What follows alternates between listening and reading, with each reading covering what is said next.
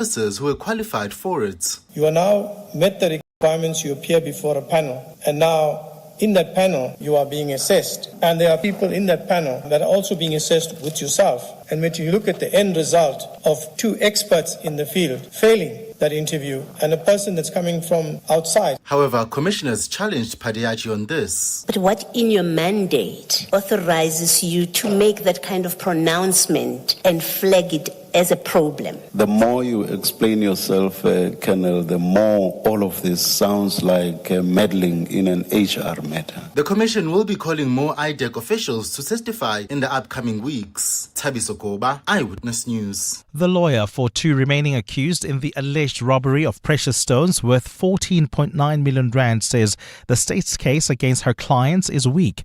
Adrian McKenzie and Kersley Stalls appeared in the Johannesburg Magistrates Court yesterday and they were released on 5,000 rand bail.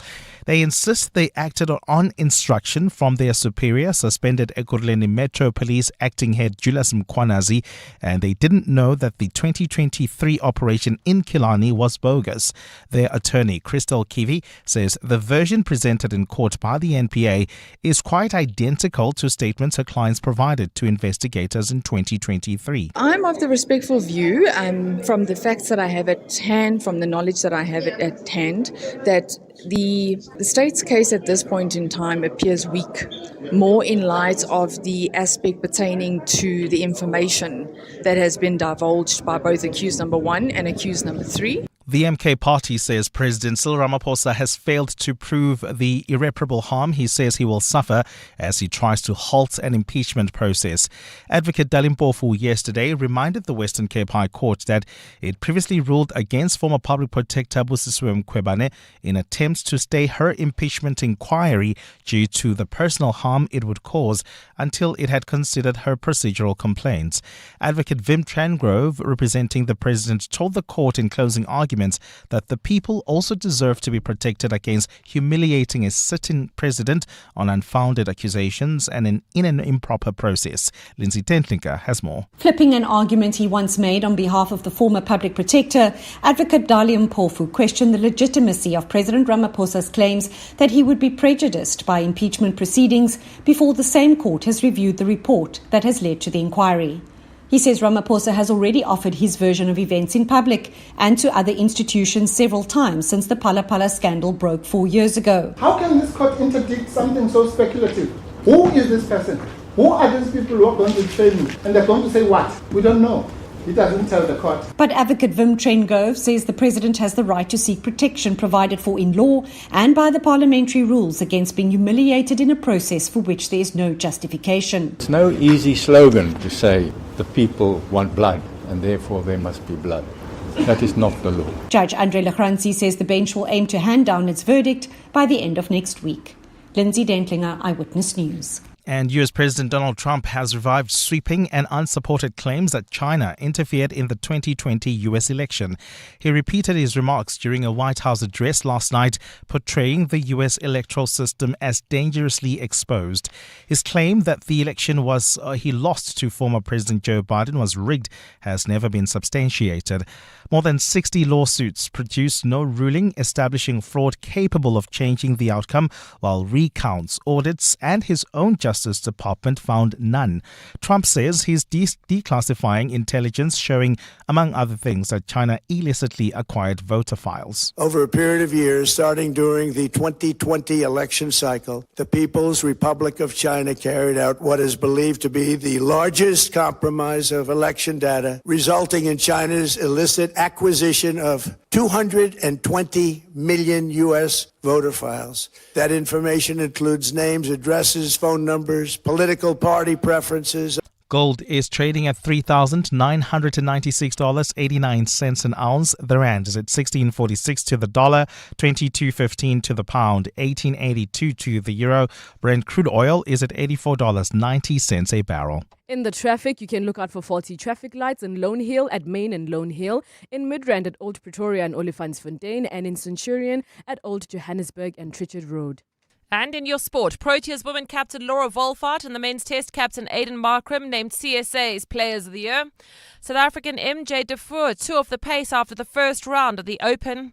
And World Cup final between Argentina and Spain will have a 30-minute half-time to accommodate the halftime show. A fine Friday in store for Gauteng, Johannesburg starting at 5 degrees, peaking at 21, Pretoria 5 as well, and a high of 24, Vereeniging 2 and 21.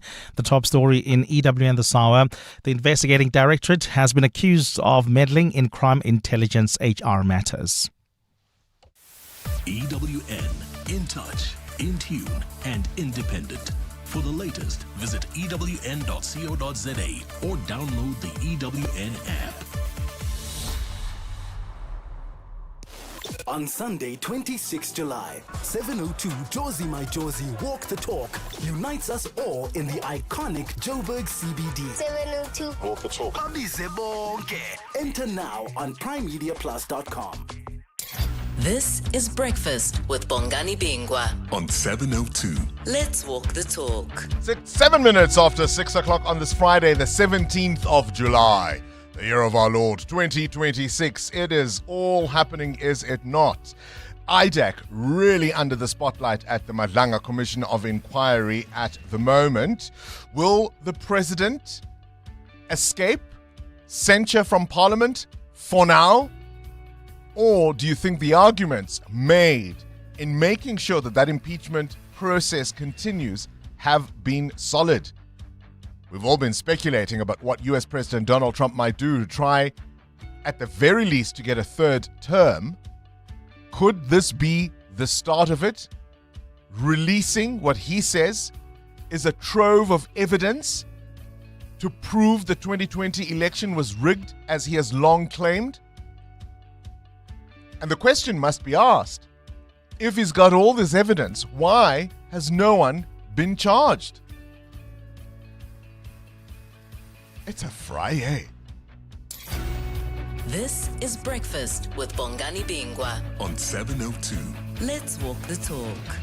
On our menu today, we'll look back on the week that was with our Khumutso Modise, who is doing fantastic work on the digital platforms, really just keeping you up to date with what's happening in the courts, with what's happening with current affairs. Our big interview is with Nelson Mandela's longtime archivist, Professor Vern Harris, who is a consultant at the Nelson Mandela Foundation, looking ahead to Mandela Day. There's a fantastic event that unfolded in New York just a few hours ago, and we'll reflect on that and what it means and what the brand Nelson Mandela means on the global stage and what it means for South Africa. And of course, we'll talk about 67 minutes. You're with Bongani Bingwa.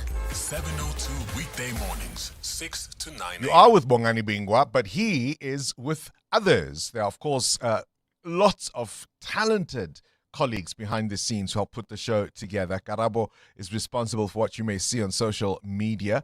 And of course, producers Bapelile and Samtanda today running the show. Rupfiwa producing the show yesterday. KG here to start the clock. And in the studio with me are familiar voices, but not perhaps the usual voices, shall we say. Khumutso Munyai is in for Amo Ramela. Khumutso, very good morning to you. Hi, Bongs. How are you? Happy Friday. Oh, yay. Indeed. Let's go. Right? Yeah. Happy Friday. Has it been a good week? No. But you know what? It's going to end off good. But you work on weekends, don't you? Not this weekend. Not this weekend. My 100-year-old grandmother, the baddie, shame, she passed, so we're burying her tomorrow in Free State. So I'm leaving after I'm sorry the show. to hear that. Thank you. I'm sorry to hear Yeah, that. shame. Fond memories of her. Absolutely. Plenty. Ooh, plenty. What do you remember most? This is a bit controversial, but you know, every time when we'd go visit her, she would sit on a bunk stool, switch on her TV, and put just that cold, icy black label on her side. Doesn't Good want to for be her. bothered. Good Yeah? That's how she got to 100. That perhaps. You see? Ray White? I can't beat that. Info Muteo Kharipe, a very good morning to you. Has it been a good week for you? It's been a lovely week so far, but your granny and a Zamalek. That's amazing. Yes. Can't beat that story. All right, here's one. Our shout out this morning, and as always, of course, our shout outs are an illustration of something that's in the news that we think you ought to know about. I want to know from you, and Khumutso, this may apply perhaps to your siblings because you don't yet have children, but Ray, you do. What is it that you now enjoy with, and I use the word kids loosely, right? that you now enjoy, surprisingly, by the way, with your kids or kids in your life. And I'm using the word kids loosely only in the sense that these were once very small people, very little people, who, as they've become older, have become more relatable to you. As they get older, you can now do a lot more fun, shall we say, adult-type things, right? What are those grown-up things you enjoy doing with your kids or kids in your life as they themselves have become a little older? Ray? I'm going this weekend to teach my son how to drive. So that's going to be lots of fun. I'm really looking forward to that. Look, we got PlayStation we do together. We got gym we do together. This weekend, it's... You got gym? You do? Don't you start. Don't you start. Shots fired. No, I'm just joking. I'm only making that joke because I've so fallen off the wagon. Terrible. I used to post on my Instagram going to gym and I get teased. People say, "Sir, we haven't seen any gym pictures of late, have we?" So trust me, it's the pot calling the kettle black. That's no problem. It's the posting. Just go to the gym. We'll see you after. The results should speak for themselves. Let the results speak for themselves. For me, it has to be going to theatre dates with my little sister. She's become my permanent +1. And I'm considered the artsy person in the house, the weirdo. So it's so lovely to have someone that I can come back with and say, that was so lovely. Did you see that? And yeah, we recently actually went to Nikki's in Newtown, that jazz bar. And she was in awe of just like the live band, seeing a saxophone, that close and in real life. Yeah. So... yeah, no, that's absolutely fantastic. I think one of the things I've enjoyed with my now 17-year-old is traveling. We've done a couple of international trips. I'm talking. Oh, nice. I'm not talking about an hour flight or something like that. I'm talking about 17 hours. Yeah. Stopping over, changing over, getting on another flight, a connecting flight, that kind of thing. And she's really a cool companion to travel with. Cool. That has surprised me. That has surprised me. All right. We'll take your WhatsApp voice notes on 072-702-1702. You can always, of course, still call us on 011-883-0702. Let's walk the talk. 702. My goodness. I mean, this week has probably been the most riveting I have seen at the Madlanga Commission of Inquiry. The big, of course, conversation point was around the arrest last year of Crime Intelligence head Dumisani Khumalo, along with several officers from his department for fraud and corruption. And I will admit, I got on my soapbox when all of this unfolded, because there we were with some of the country's most senior police officers under arrest. These are people who are in charge of budgets and slush funds and monies that don't necessarily always have a paper trail because of the very nature of the work they do and what they investigate. And so when we were hearing about arrests, it seemed like a pretty big deal. And now we're finding out there may have been all sorts of nefarious moves behind the scenes. Yesterday was yet another day for Colonel Brian Padiachi, who is, of course, an IDAC investigator. This is the Investigating Directorate Against Corruption. The one headed by Advocate Andrea Johnson, whose health status is still unclear to me. I mean, I know she was rushed to hospital the other day, but I don't know if we've had much of an update in terms of where she might be and how she might be doing now. I want you to listen to this tense exchange at the inquiry yesterday. This is now the evidence leader, Advocate Mahlape Silo, criticizing Brian Padiachi over the arrest, particularly of the Crime Intelligence Brigadier Dineo Mukwele. Right? Advocate Silo argues here that this arrest appears to have been based on weak and unverified evidence. Remember, Padiachi the other day said he'd made arrests without even seeing the original complaint on which the charges were to be formulated. This is the kind of thing that's been going on at IDAC. Have a listen. You caused for somebody to be arrested, somebody who, on your own facts, was not complicit in the crime that you describe in the charge sheet. But because of your affidavit and the way the charge sheet is drafted, you caused for her arrest. That's irresponsible in the extreme. That's abuse of power. And it is not enough for you to say noted. No, Colonel, I don't accept that. I worry for the rest of the citizenry. Must I? I don't accept your answer. I don't. No, Colonel.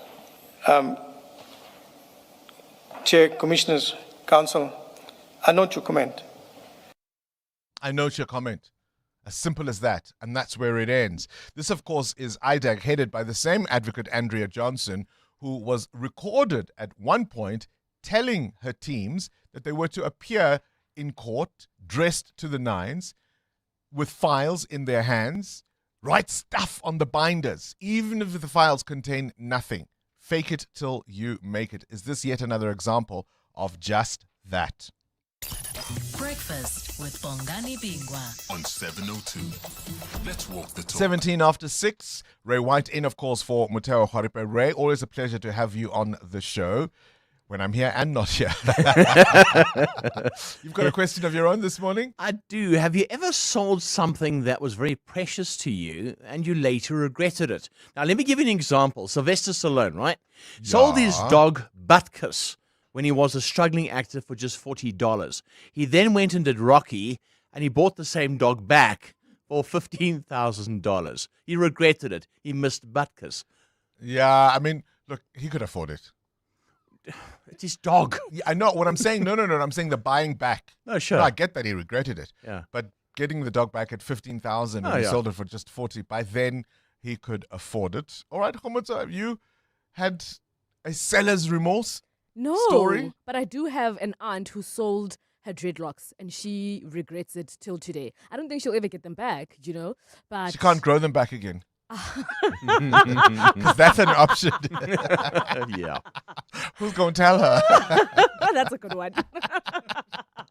I mean, look, I don't know how long it took for her to grow them, and I don't know the process of growing dreadlocks. So there may be a whole, I'm making light of it, but there may be a whole sort of thing to it, right? Yeah, I don't think it's as easy as that. Shame, but I'll tell her. Just grow them back. You're going to get me into trouble when I bongs. I've told this story before. A friend of mine, his young daughters were young at the time, probably like 4 and 6. Yeah. So the younger asks the older to cut off her braids because they were playing. Okay. And the older sister duly complies. And now they finish playing. And she says, all right, now put them back. Oh, no. And she weeps and she wails and the parents walk in. That's not how it works. She cut my braids and now she refuses to put them back. So cute. You can't do that with braids, but No. maybe you can do that with dreadlocks. 702. Weather. 19 after 6, this EWN weather brought to you by Samsung Air Conditioners. Stay warm your way. What can you expect in Johannesburg on this Friday? A fine Friday in store for Gauteng. Temperatures in Joburg peaking at 21 degrees. That's the same high for Enige. Pretoria maxes out at 24.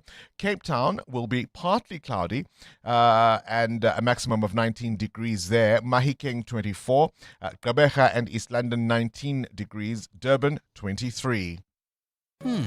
Is it warm or is it cold? When the weather's unpredictable, we have a solution you can count on. Samsung air conditioners bring you efficient heating, ensuring family-friendly comfort indoors.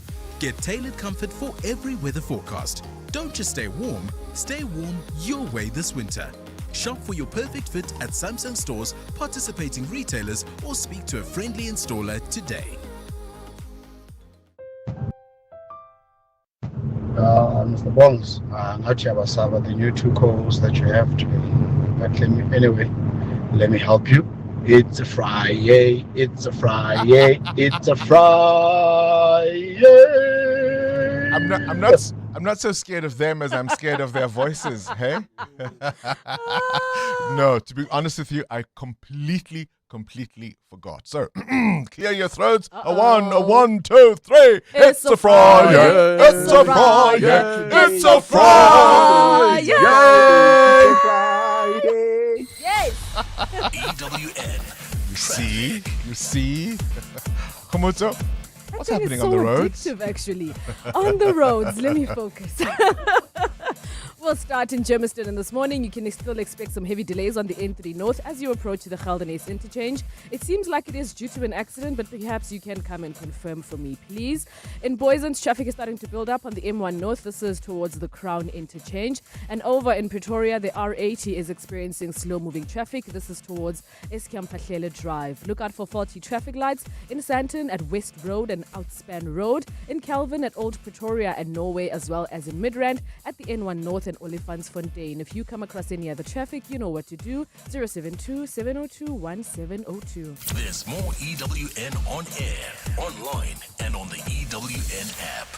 Famous for available staff. Famous for knowledgeable staff. Famous for always helping you with a smile. Now with 10 stores across Gauteng and a new branch in the East Rand in September, our expert staff are here to help you with all your hardware needs. Paint, power tools, gardening, pet care and plumbing. Big on stock, strong on service, built on values. Chamberlain, famous for hardware since 1903.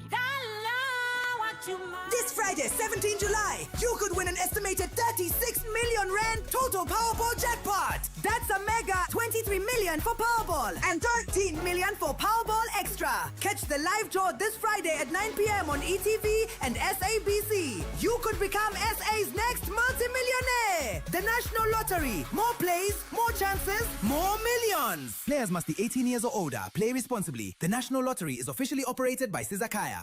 The Money Show. Weekday evenings at 6. African Bank look at cutting around 1,200 jobs. That's more than a quarter of its workforce. What seems to be going wrong? There have been a lot of acquisitions over the years, and the focus has not been on a profitable and sustainable bank. It has instead been a focus on acquisition and building out a universal bank that is attempting to straddle all of the main areas that a large bank would typically operate in. Dr. Stuart Gearbolt, Chair at Crutham. The Money Show on 702. Let's walk the talk. The Money Show with Stephen Grootes is brought to you by Absa Rewards. Get double cash back depending on your rewards tier when an African team scores and wins at the FIFA World Cup 2026, courtesy of Visa. Use your Absa Visa card at rewards partners on match days to score. Join Absa Rewards on the banking app. Your story matters. Absa is an authorized FSP and a registered credit provider. T's and C's apply. Start your day with Bongani Bingwa on 702. Let's walk the talk. 24 minutes after 6 o'clock, our shout out this morning is, what are those things you enjoy with perhaps even now your adult children, or at least grown-up children, that have surprised you as they themselves have become a little older? And maybe you can tell us about your favorite traditions or rituals you've built over the years. Ray has already told us about going to gym with his son. So it could be a weekly breakfast date, movie nights, cooking together, supporting the same sports team. What's that special thing as part of your relationship with your children, or the special kid in your life that you hope never changes? You're with Bongani Bingwa. 702 weekday mornings, 6 to 9 a.m. 25 after 6, things you need to know at this hour. Now, remember a little earlier in the week, in the Worldview, Adam Gilchrist told us about more than 7,000 people across 34 U.S. states who'd fallen ill in a suspected foodborne outbreak. Well, one of their large fast food chains, Taco Bell, has now taken action. They've removed lettuce from some of their restaurants after investigators linked it to the outbreak of cyclopsoriasis, a parasitic infection that causes severe diarrhea. And the company says it's acting out of an abundance of caution. We'll get more details about that in the Worldview. But, I mean, do you like burgers, Ray? Oh, yeah, of course. What's that one thing that people like to put in burgers that you think does not belong there? I don't want pickles in my burger. Pickles are fine. No. Okay, don't laugh at me, but lettuce. Why do you want to put lettuce in a burger? What's the function? What are those things you think don't belong in your burger? Everybody else likes it. Everybody wants a tomato. Everybody wants a cucumber. Onions. Yeah. I don't want pickles in my burger.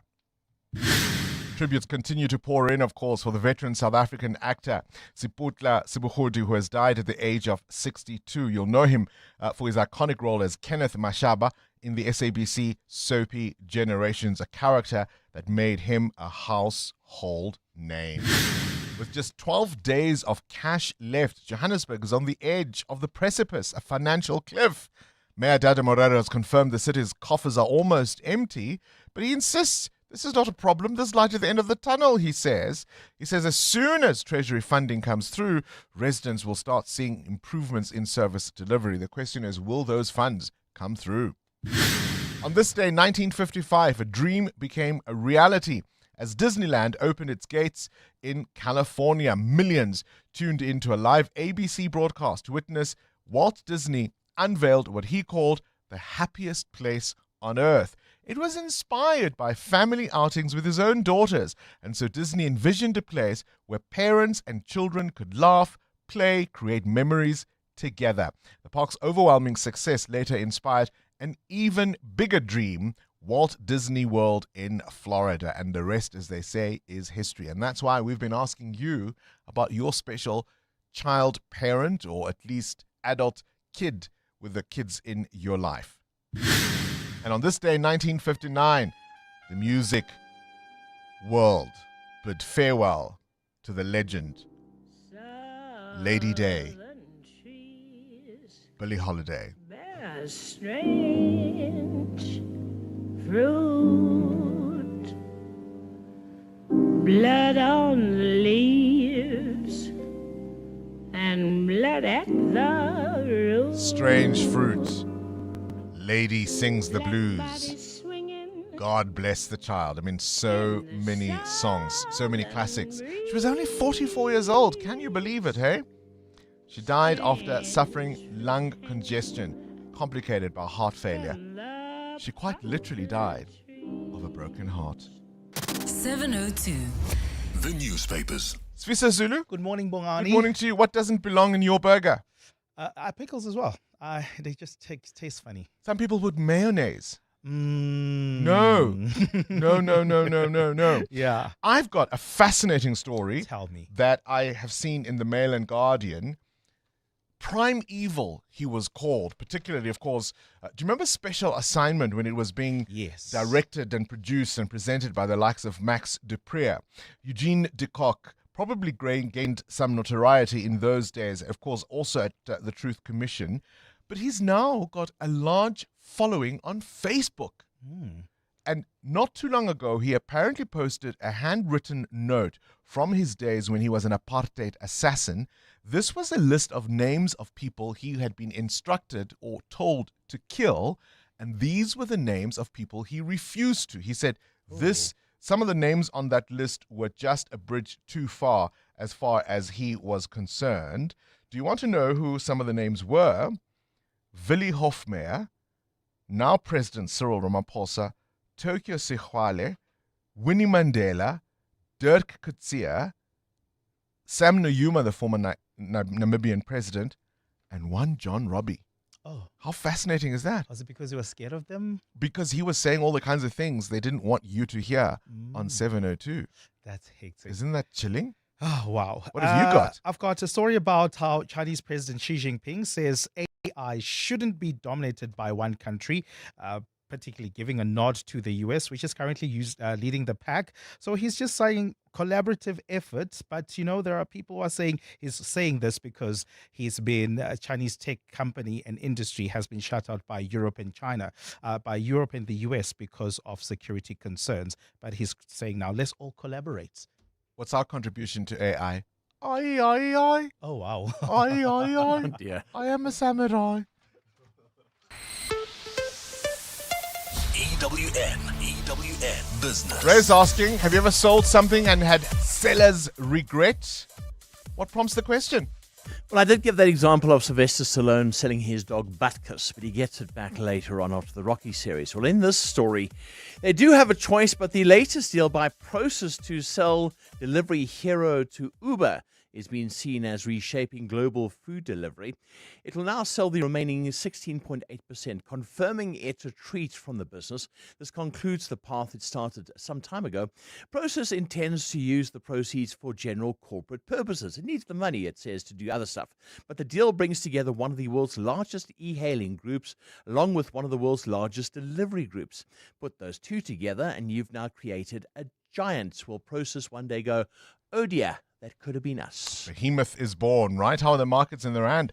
Asian markets have got off to a rather rocky start, I'm afraid, as the drag from chip makers weighed on global equity indices, the S&P 500 as well, and the Nasdaq falling as renewed weakness in chip stocks also overshadowed an upbeat start to second quarter earnings. The Dow down 0.2%.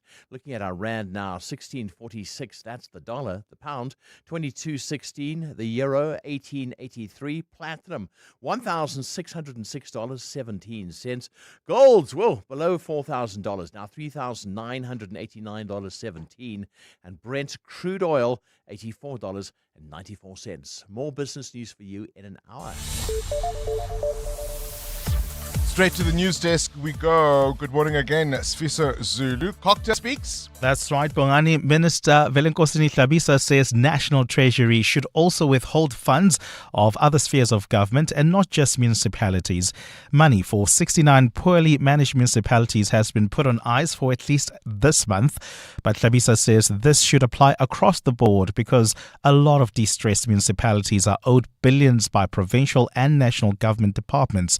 Hlabisa was speaking at the Cape Town Press Club yesterday. Municipalities are owed billions of rands by provincial governments and national departments.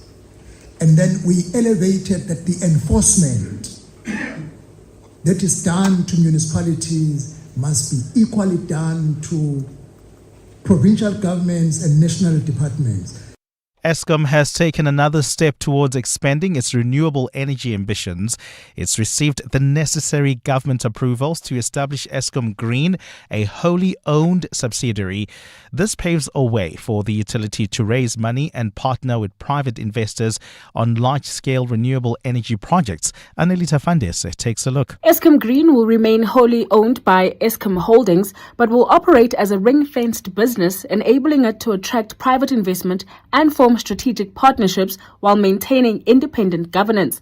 Group Chief Executive Dan Marukane says the move is a major milestone in Eskom's unbundling strategy and will help South Africa diversify its electricity supply while supporting large industrial customers in their decarbonization efforts.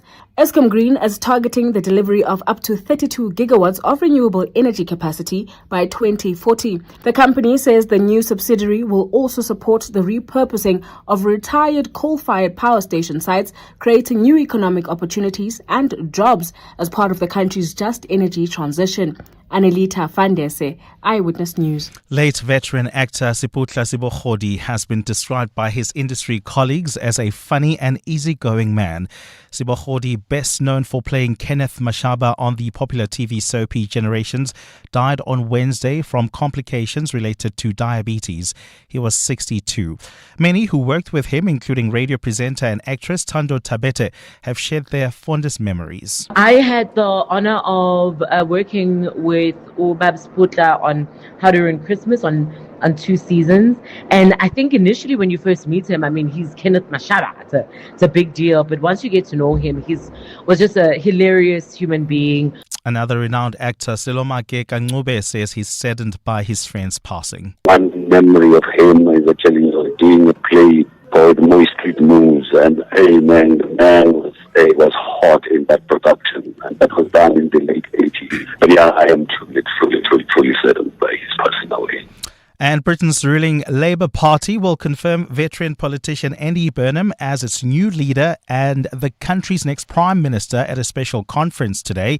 The 56-year-old is set to replace Keir Starmer 4 weeks after he sensationally returned as an MP following a 9-year absence. Burnham will become the UK's 7th Prime Minister in a decade as British lawmakers appear increasingly willing to turn against their own leaders when their party runs into political hot water. Burnham faced no challenges for the Labour leadership. In the weather today, it's going to be a fine Friday for Gauteng. The temperatures are at lows of 2 and 5 and peaking at highs between 21 and 22. In the traffic, you can look forward to those faulty traffic lights and four-ways at Cedar and Witkoppen, in North Riding at the N1 South and Malibongwe, as well as in Woodmead at Woodmead Drive and Woodlands. The top story of the hour, Minister Velenkosini Hlabisa says National Treasury should also withhold funds of other spheres of government and not just municipalities. Visit PrimeMediaPlus.com to enter 702 Josie My Josie Walk the Talk. Hosted by the City of Johannesburg. Walk with the people, for our Josie. For Joburg, by Joburg, in Joburg. Bamise bonke. Joburg, it's time to show up for our city. Sunday, 26 July, you can join thousands of Joburgers for the 702 Josie My Josie Walk the Talk. Proudly partnered by Standard Bank. Walk through the heart of Johannesburg. Celebrate its rich history. Experience the exciting growth taking place in the CBD. As a committed partner invested in the future of our city, Standard Bank invites you to be a part of a movement helping to build a stronger, safer and more vibrant Josie. Register today and take part in the walk that brings Joburg together. The 702 Josie My Josie Walk the Talk, proudly partnered by Standard Bank. The world is moving fast. Consumer mindsets and preferences are changing in real time. AI is creating new rules and timelines are shorter than ever. At Plus 94 Research, we help leaders reduce uncertainty. We deliver authentic, real-time data grounded in proven methodologies and powered by relevant, cutting-edge technology. So when decisions can't wait, you move forward with clarity, confidence, and impact. Plus 94 Research, the science of decision-making. And now, It's back to breakfast with Bongani Bingwa on 702. Let's walk the talk. 22 minutes before 7 o'clock. You just heard, of course, in Eyewitness News, Britain's Labour Party confirming or about to confirm veteran politician Andy Burnham as its new leader and the country's next Prime Minister. That's happening at a special conference today. Burnham will be replacing Keir Starmer 4 weeks after he sensationally returned as a Member of Parliament following a 9-year absence. It was a really, really touching moment in the final exchange between Keir Starmer as Prime Minister and, of course, the Conservative leader, the leader of the opposition, Kimi Badenoch, who is usually the very opposite of how she presented herself here, praising the Prime Minister on a number of elements and giving some insight into their relationship behind the scenes. It's really worth a listen. This is my last exchange with the Right Honourable Gentleman. As everyone here knows, our families make a huge sacrifice for our choice to enter public life.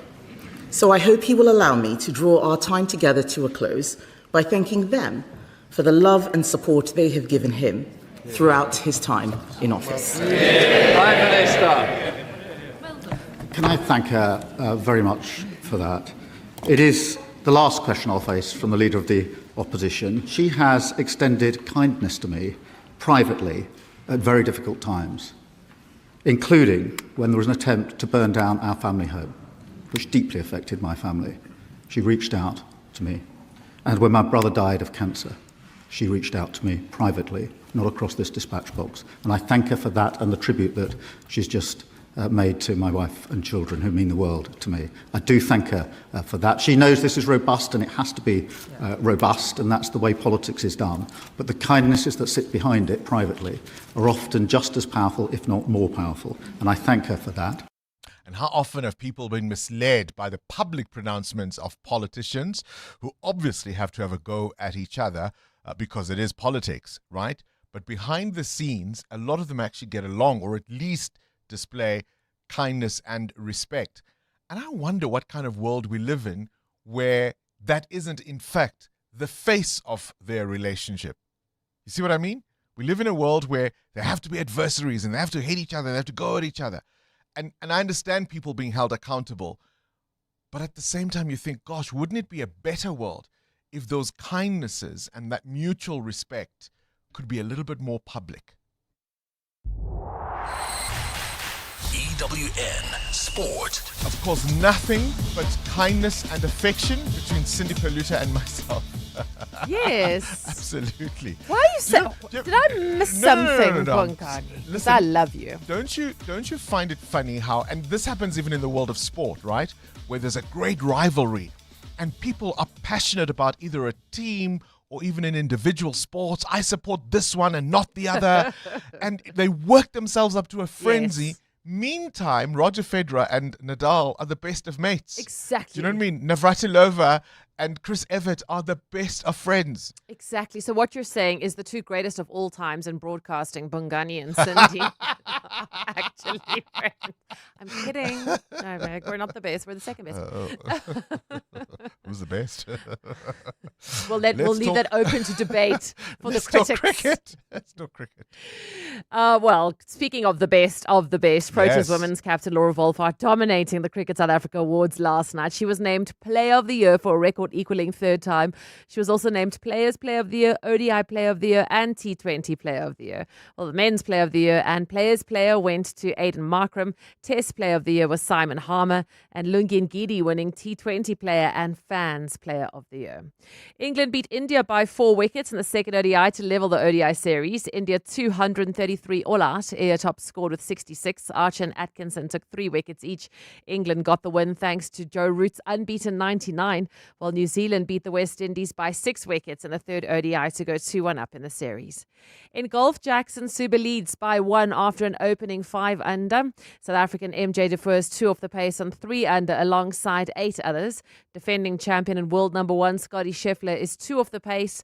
Aldrich Potgieter and Sean Norris are 4 off the pace on 1 under, while Rory McIlroy struggled in his opening round, 7 off the pace on 2 over. Struggled the first few holes to get the speed of the greens. Felt like they were very inconsistent, just because of some parts of the greens are still alive and growing, and other parts went really dead. It sort of reminds me a bit of Pebble Beach when Pebble Beach gets like that for a US Open. It's just hard to judge the speed sometimes, so struggled with that early on. Just a correction there, the world number 1, Scotty Scheffler, is 3 off the pace on 2 under. FIFA World Cup final on Sunday night at 9 o'clock with number 1 in the world, Argentina, going for a 4th World Cup, playing number 2 in the world, Spain, who've only won the World Cup once. There'll be a halftime show, so halftime will be 30 minutes, not the regulated 15 minutes. Tomorrow night, France plays England for 3rd at 11 p.m. Why do you look so stressed? What are your thoughts? No, you shook your head, so I was wondering if you're looking at me. What are your thoughts on the halftime show? The 30 minutes interruption, because I have so many thoughts on this World Cup. We'll save them for when I retire one day, go delusional and start tweeting.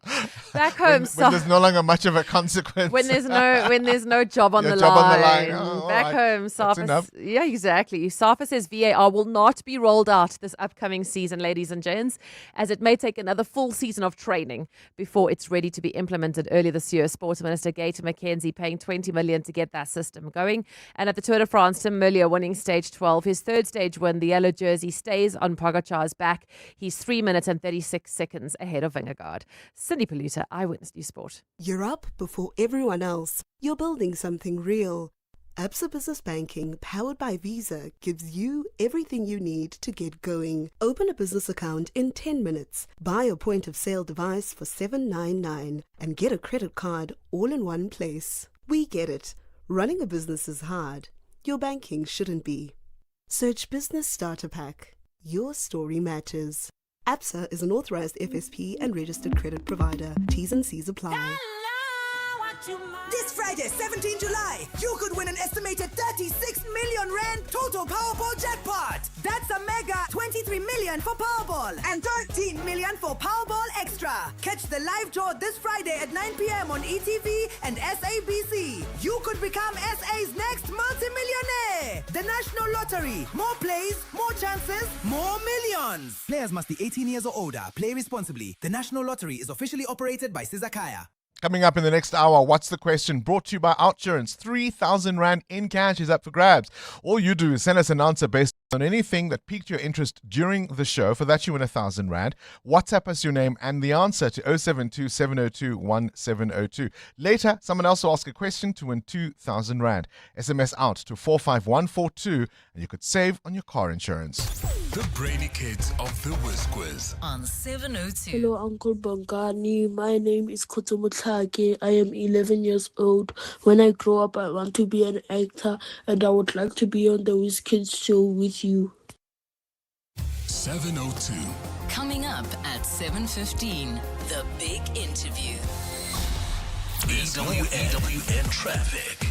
This EWN Traffic is brought to you by Outsurance. SMS out to 45142 now. And you could save on your car insurance. If you don't, ask them for 500 Rand. What's happening in Edenvale? Thank you, Bongs. In Edenvale, there has been an accident on the N3 North. This is between Linksfield and Morgenfontein Road, so a little bit of patience there. Over in the capital city in Waterkloof, there's also been an accident on the N1 North. This is at Rigel Avenue. Not affecting flow of traffic as much, but please be aware of it. In Pretoria still, the R80 continues to be a little bit sluggish. This is as you head towards Eskampa Drive. If you come across any other traffic on your side, please do send us a WhatsApp voice note on 072-702-1702. There's more EWN on air, online, and on the EWN app. Clever excuses for being late. Number 91. The lift looks suspicious, so I had to take the stairs all the way up. Fortunately, with the Outsurance pointsman on the roads, you no longer have to come up with creative excuses for being late. The Outsurance pointsmen have been easing traffic congestion so we all get to where we need to be quickly and safely for the past 20 years. With Outsurance, you really always get something out. In partnership with 702, Outsurance is a licensed insurer in the FSP. We're gearing up for the 702 Josie My Josie Walk the Talk, hosted by the City of Joburg, Sunday 26 July. Come and help us make a difference. So 702 Weekend Breakfast with Gugzum Mhlungu, together with MES Homeless Shelter, they're running a clothing drive, and we'd love for you to be a part of it. We want pre-loved clothing, warm jackets, jerseys, blankets, even toiletries or non-perishable food items. Please donate. Come and drop them off at our 702 studios, Prime Media House at 15 Fredman Drive, Sandton. Together we can bring warmth and dignity to those who need it most. Every single item makes a difference. MES is a registered not-for-profit company changing lives in the inner cities of Joburg, Cape Town, and Gqeberha since 1986. 702, let's walk the talk. Work doesn't start when employees arrive at the office. It starts with family responsibilities, financial pressures, and the challenges of everyday life. And when life feels overwhelming, performance suffers. That's why Gaelo Lifestyle provides confidential, emotional, financial, legal, and well-being support for employees and their families. Because when people feel supported, they're more focused and ready to perform. Gaelo Lifestyle. Visit gaelo.co.za. Who is the whizziest of them all? It's the Whiz Quiz on 702. Let's give away some cash, shall we, today? We're playing with 11-year-old Khotso, who has played with us before, and I'm told he saved his winnings from the last time he played, and Khotso is really into his movies. Khotso, who's your favorite actor? Jim Carrey. Jim Carrey. He's really funny, isn't he, hey? You just look at his face and you want to laugh. All right, here we go. It's no laughing matter to win 10,000 Rand. KG, start the clock. Which animal is fondly known as the king of the jungle? Lion. Correct. What is the name of a baby goat? Is it a kid or is it a cub? A kid. Correct. True or false? Keratin is the name of a protein found in hair and nails. False. It's true. What is 15 plus 7? 22. Correct. Which country beat Bafana Bafana in the 2026 World Cup? Was it Canada or Iran? Canada. Correct. Which superhero is originally from the planet Krypton? Superman or Spider-Man? Superman. Correct. Which animals eat both meat and plants? Omnivores or herbivores? Omnivores. Correct. True or false? China is known for its Great Wall. True. Correct. Which big mountain is the focus point of sunny Cape Town? Table Mountain. Correct. Spell the word national. National. Correct. So close. So close. Except for that keratin question, Khotso. You would have won 10,000 Rand. But you walk away with a very respectable 900 Rand. Well done, buddy. The Brainy Kids of the Whiz Quiz on 702. 702. The Political Desk. 10 minutes before 7 o'clock, of course. every Friday, we bring you the Political Desk, looking back on the week that was in our politics, in our current affairs. And who better to do it with us today than our ace EWN reporter, Humusa Mudise, who gives regular updates on news and current affairs and matters in the courts. You've launched this fantastic digital career where you are on various social media platforms and giving these updates. And what a week it has been. Let's start with the Madlanga Commission of Inquiry. Yep. I mean, we've seen some explosive moments to be true, but I can't remember a week that was as engaging and as invigorating. Not that they will ever think of it in this way, but this was their best week yet. Yeah, absolutely. I mean, all eyes were on the Madlanga Commission. In fact, on one of my videos, Bongani, I said that this is the week or the day, particularly when we were expecting Vusmuzi Kat Matala, where people take leave to listen to the commission. Jonga? Yeah. So this is where we are currently with the Madlanga Commission, and it's because of the figures that we were expecting to hear from this week. I mean, from Andrea Johnson, who's the head of IDAC, we were expecting her to testify. We were also expecting Vusmuzi Kat Matala to testify, and we were scheduled to hear testimony from Suleiman Karim as well, the Northwest businessman. So there's quite a bit that we're expecting this week, and as a result, that's why it was so riveting. Yes. Let's start with Kat Matlala. Now, of course, he abandoned his plea agreement with the state. Yep. He'd been promised 8 years, and a judge looked at that matter and said, hang on, there's not enough to go on here. I mean, the NPA actually does have a duty to investigate rather than just to rely on informants. He said, well, 12, no thank you. So how did that complicate his appearance at the Madlanga Commission of Inquiry? So, we were expecting him to go through with that deal because it seemed he and the NPA had really reached some sort of an agreement. And when the magistrate said 12 years, he roped in his lawyer, Annelien van der Heever, to help in these negotiations, which said to me that there may have been still a chance for them to find common ground somehow. But that fell through. And then he had to appear at the Madlanga Commission, and Annelien van der Heever, his lawyer, was there arguing quite a bit. And she argued for quite a long time, making the argument that she needs to go through the plea agreement that he had signed or that he partially entered into with the state. And I was listening to her argument, and she's basically saying because there's some concessions or admissions that have been made in that plea agreement, they have to go through that first so that he doesn't perjure himself before the Madlanga Commission. Now, I find that to be quite outrageous. I mean, the truth is the truth, right? And if there's truth in the plea agreement, then it shouldn't be a problem for him to express the same truth in the witness stand. But in fairness, is there any room to suggest, as you've now just outlined, that he may have negotiated some of this without her legal advice? And if this is the case, she is to defend. She needs to know exactly what he has said with now her advice. That's exactly what they're saying. So he started these negotiations without Annelien van der Heever, something that I found to be interesting because she's representing him in his other case as well, the attempted murder case. So he roped her in quite late in the proceedings, and she kept on saying that she's not comfortable with putting her client in that position now that she's part of this.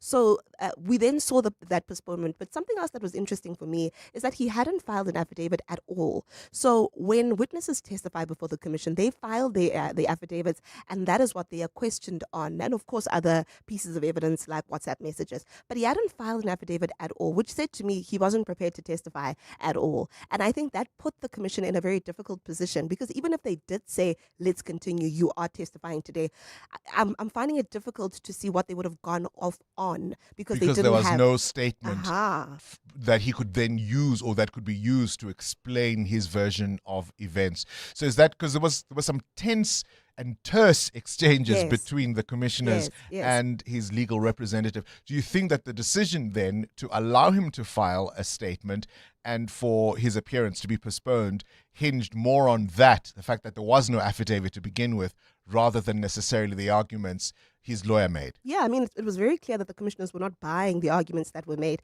At some point, the lawyer was making a reference to a trial on Monday. Now, the trial that she's referring to has got nothing to do with what's going to be asked about at the Madlanga Commission. That's the attempted murder case that he's accused in with his wife, Tsakane. So she kept on conflating these cases, and the commission was not buying it. The commission was also not buying the fact that she kept on making reference to this plea agreement, which has now fallen through. I mean, it's clear that it's not going forward. It's null and void. So it wasn't her arguments. It was the fact that the commission doesn't have a statement, affidavit before it, and they need that to question him on his version of events. As you said, the truth is the truth. It doesn't change depending on who's asking. Now, the other interesting witness that we didn't quite hear from was, as you say, the Northwest businessman Suleiman Karim. But not only did we not hear from him, he was seen and heard, supposedly, around town. Yeah, that's what's been alleged and claimed by the commission. The commission claims to have received 2 whistleblower reports from people that saw him at a shopping center in Cape Town.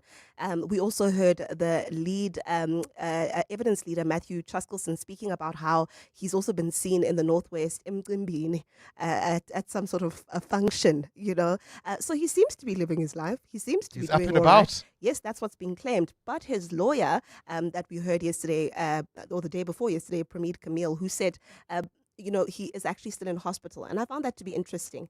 I mean, is he in hospital still receiving medical attention? Or does it happen to pop in every now and again? Yes, and that's what the commission will now learn today. So we're expecting submissions to be made both by the lawyers for Karim as well as the commission. And we know that the commission is promising to bring explosive evidence, Bongani. They're saying they're going to be bringing CCTV footage. They're going to be, they've subpoenaed the doctors to give details about whether this person is admitted, is he receiving medical attention, when was he released? And I think that speaks to the extent and the lengths that the commission is willing to go to find out the truth. There's and no wiggle room. And also to maintain the integrity of the commission's work, because it does seem at this stage that they're not being taken seriously. One of the things, of course, that I think has perhaps not been a huge focus of a lot of discussions is IDAC itself. I mean, a lot of the focus has been around IDAC head Andrea Johnson and her non-appearance due to, again, medical reasons.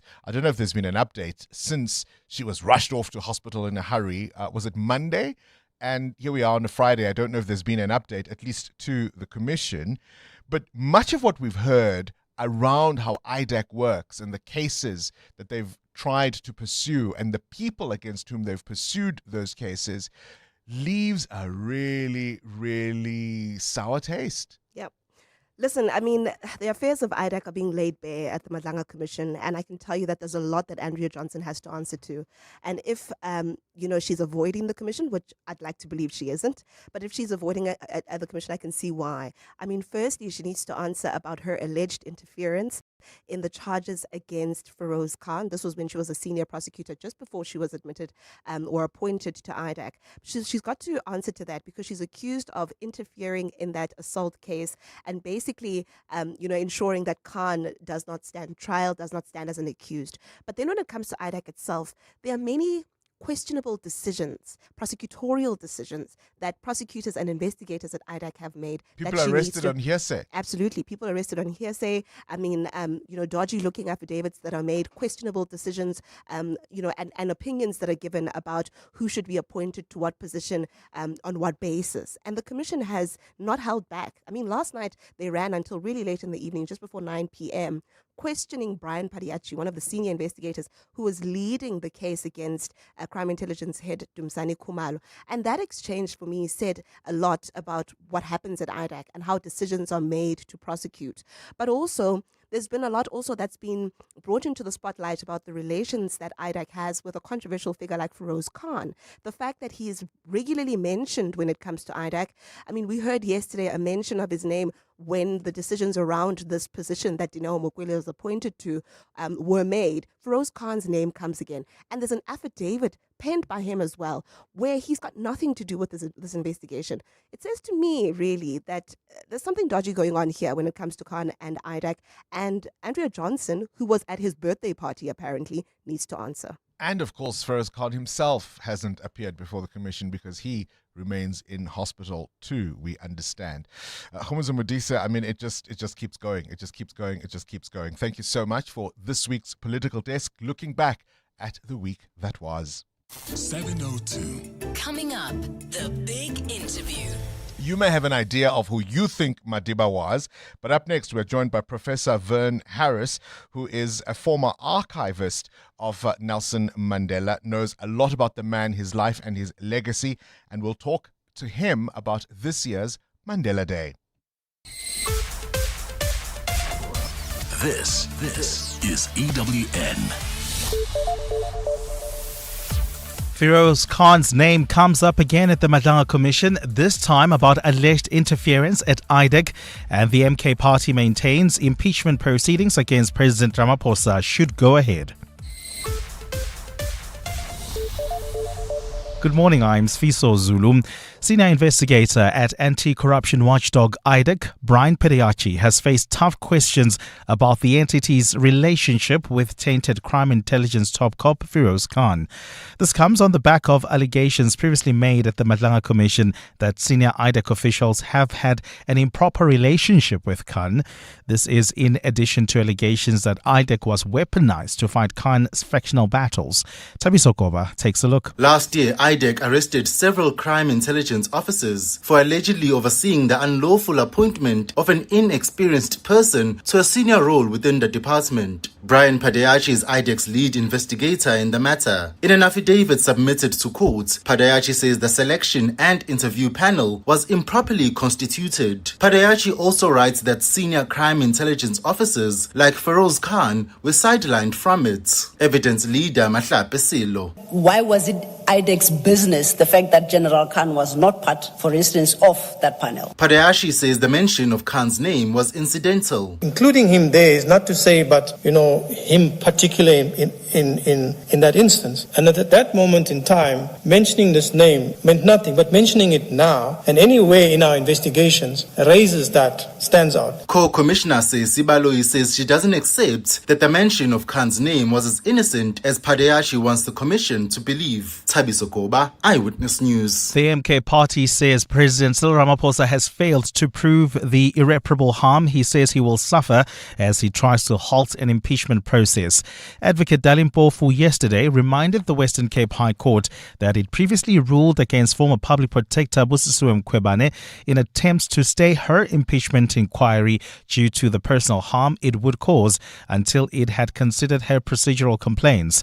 Advocate Vim Trengrove, representing the president, told the court in closing arguments that the people also deserve to be protected against humiliating a sitting president on unfounded accusations and in an improper process. Lindsay Dentlinker has more. Flipping an argument he once made on behalf of the former public protector, Advocate Dalim Mpofu questioned the legitimacy of President Ramaphosa's claims that he would be prejudiced by impeachment proceedings before the same court has reviewed the report that has led to the inquiry. He says Ramaphosa has already offered his version of events in public and to other institutions several times since the Phala Phala scandal broke 4 years ago. How can this court interdict something so speculative? Who is this person? Who are these people who are going to tell me? And they're going to say what? We don't know. He doesn't tell the court. But Advocate Vim Trengrove says the president has the right to seek protection provided for in law and by the parliamentary rules against being humiliated in a process for which there is no justification. It's no easy slogan to say the people want blood and therefore there must be blood. That is not the law. Judge Andre Lachranzi says the bench will aim to hand down its verdict by the end of next week. Lindsay Dentlinger, Eyewitness News. Family, friends and colleagues of late soccer star Jayden Adams continue to pay tribute to him almost a week after his death. 2 memorial services were held in his honor in Stellenbosch yesterday. Adams was found dead at his house in Boerkap on Saturday, just days after returning home from playing for Bafana Bafana in the FIFA World Cup. Carlo Peterson has more. Many of the mourners at the first of 2 memorials for Jayden Adams shared the pitch with him at some point in his career. Among those in attendance was the Mamelodi Sundowns team. Head coach Miguel Cardoso says Jayden Adams' death has rattled the squad. Cardoso says the tragic incident leaves him questioning how he could have helped. When these things happen, we always ask ourselves what we could have done that we didn't do. And for myself as a coach, it has been really a very difficult week. Cardoso says Adams' resilience will inspire his teammates to continue his legacy of excellence. Carlo Peterson, Eyewitness News. And Iran says deadly U.S. strikes overnight hit an airport, a railway station and 2 bridges in the country, killing 3 people. The U.S. and Iran have traded fire as the foes battle over the vital Strait of Hormuz waterway in the renewed Middle East war. Iran has fired back at the U.S. by attacking its bases in the Gulf region, with reports of a missile attack in Qatar this morning. Several explosions have been heard in the capital of Qatar.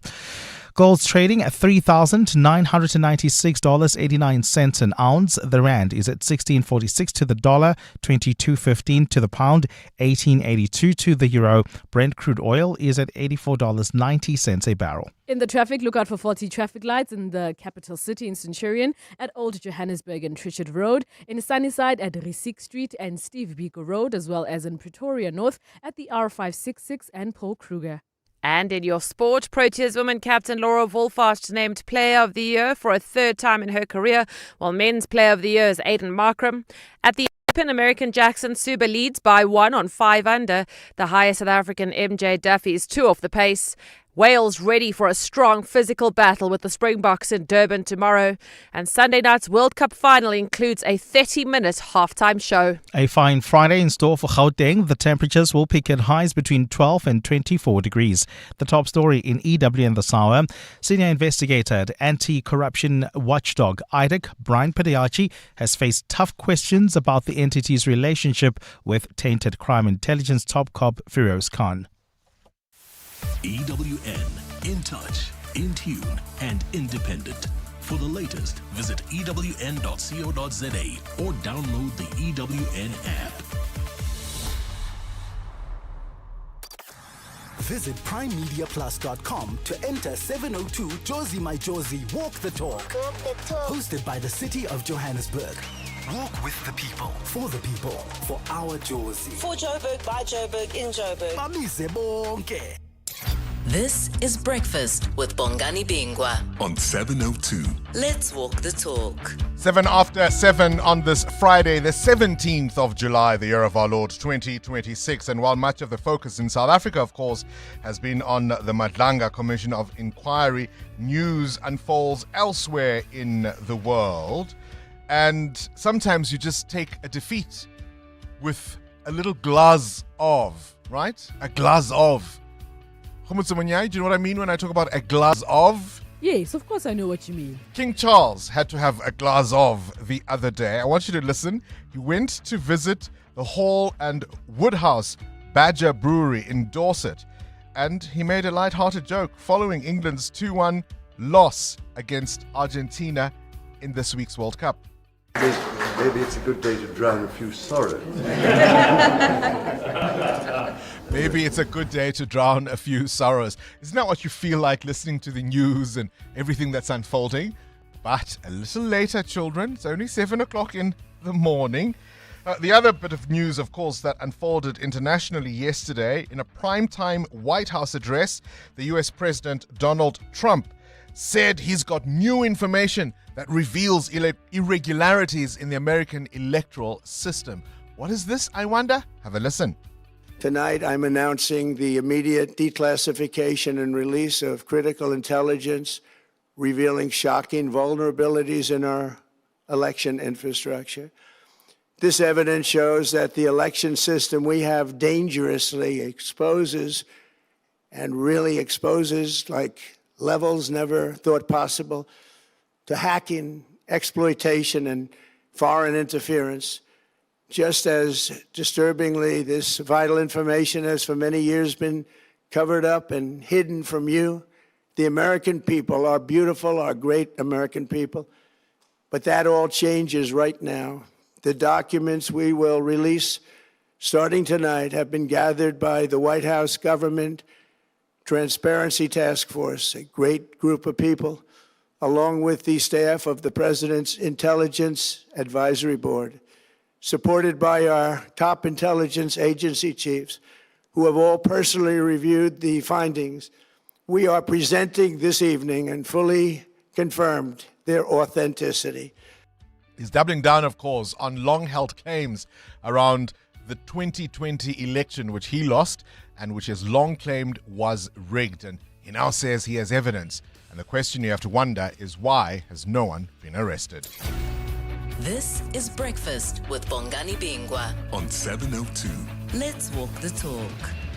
Of course, not about to be outdone, his defense secretary, or as he now prefers to be called, the Secretary of War, Pete Hegseth, announced earlier in the week that the U.S. military is going to be introducing annual testosterone screenings for service members. Today, I'm authorizing a new screening program for testosterone deficiency for our service members, ensuring you have the right testosterone levels to operate at your absolute best. Because it's well-established science that as we age, testosterone levels often naturally drop. Under the supervision of our world-class medical professionals, warfighters age 30 and older are going to be tested annually as part of their periodic health assessment. It's a health assessment that happens every year. We're just adding this test. Those under 30 can voluntarily choose to get the test as well. If treatment is recommended, it's entirely your choice to receive testosterone replacement therapy. This initiative, it's not about artificial enhancement. It's about restoring and optimizing your natural capabilities, protecting your longevity, and ensuring you have the biological foundation required to sustain the fight. Testing testosterone. It's a very testy subject. You're with Bongani Bingwa. 702 weekday mornings, 6 to 9 a.m. 11 after 7, things you need to know at this hour. South Africa and the world indeed pausing to honor one of our greatest sons, Nelson Rolihlahla Mandela, who would have celebrated his 108th birthday. And of course, globally now, it's marked as Nelson Mandela International Day. And in tribute to Madiba's legacy of service, people are encouraged to dedicate 67 minutes of their time to help others in need. 1 minute for every year he spent fighting for justice and making a difference in public life. We'll chat in a moment as well about the Nelson Mandela Global Leadership Forum. The inaugural one took place in New York City at the Town Hall, and the guest speaker, or the distinguished speaker, was the New York Mayor Zoran Mamdani, who in many respects we can also lay some claim to. And what I really like about what they're doing is they don't want to ask the question of what would Mandela say today, but they're rather saying what active responsibility and active citizenry can we all display as global citizens. And every time you drive through Joburg's bustling streets, there's something you can't see, but you're breathing it in. Well, sometimes I think you can see it. A new study has revealed that residents living in the city's CBD and southern suburbs are exposed to the highest levels of harmful vehicle emissions, raising fresh concerns about air quality and public health. This is from the University of Johannesburg. They found a relatively small number of older vehicles responsible for a disproportionately large share of the city's pollution. In other words, we need to get rid of these older vehicles. Adam Gilchrist will give us an update on that 7,000 people across 34 states foodborne outbreak that affected so many. One of the big chains in the US, Taco Bell, taking some action and taking lettuce out of their burger menu. Tributes continue to pour in, of course, after veteran actor Siputla Sibohodi died at the age of 62 yesterday. And the late Lebu Matosa would have been turning 49 today. Born on this day in 1977, she burst onto the music scene at just 17 years old as a founding member of the trailblazing group Boom Shaka in 1994. Be free, I spend my time alone, lost inside my thoughts. Spend my time at home, I need to get away. Be free, find it hard to smile. Nothing's making sense. Of all the things I lost, I miss you by my side.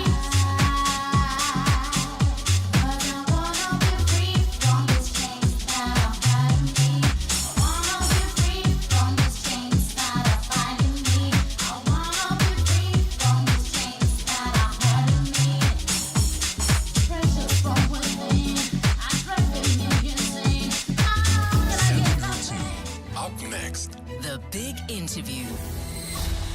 EWN Traffic. It's a quarter after 7. This EWN Traffic brought to you by Outsurance. SMS out to 45142 now and you could save on your car insurance. If you don't, ask them for 500 Rand. Humutso? Thank you, Bongs. If you are in Pretoria, you can expect slower traffic and increased delays. This is on the R80 towards Iskiampatlele Drive.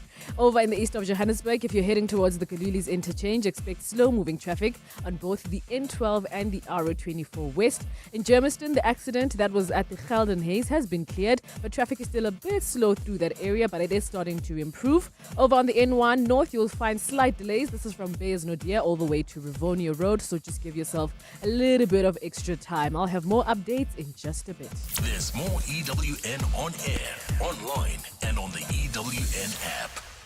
Now, you may be paying more for medical aid this year, but switch to Outsurance and you could actually drop the price of your car insurance premium. You could save big, like 43-year-old Ilana, who saves an unbelievable 349 Rand a month on her 2022 Suzuki Jimny. There's never been a better time to switch and save with Outsurance. Why wait? Get a quote today. SMS out to 45142. That's out to 45142. Outsurance is a licensed insurer and FSP. Peregrine Capital presents Brian Habana's Count to 100. In my journey to 100, it started with my first cap, then my second, 10th, 50th, 90th, 99th. Brian Habana, his 100th international test. You get to 100 one decision at a time. For 28 years, Peregrine Capital has applied that same discipline to turn 1 million Rand into 100 million. Peregrine Capital. Invest in performance. An authorized FSP. Past performance not indicative of future performance. T's and C's apply. The future belongs to those who are prepared to lead it. If you are ready to think bigger, lead with purpose, and transform your career, head to Vis Business School's Open Day, Saturday, August the 1st. From 9 a.m. to 2 p.m., explore their postgraduate diplomas, master's degrees, and executive education programs. Take the step towards becoming the leader the future will require. Register now at wbs.ac.za. Vis Business School, sculpting global leaders. Right, gang. Are we all in? Liam? Here. Ethan? Here. Andrew? Here. Luca? Luca? Yeah. Amelia? Yeah. Violet? Yeah, Mom. Introducing the Chungun CS75 Pro, a powerful turbocharged engine, modern safety features, and room with 7 seats for everyone. Hey, that's not everyone. You forgot Choppy, Mom. Oh, Choppy. The all-new CS75 Pro. Chungun. Driven to evolve.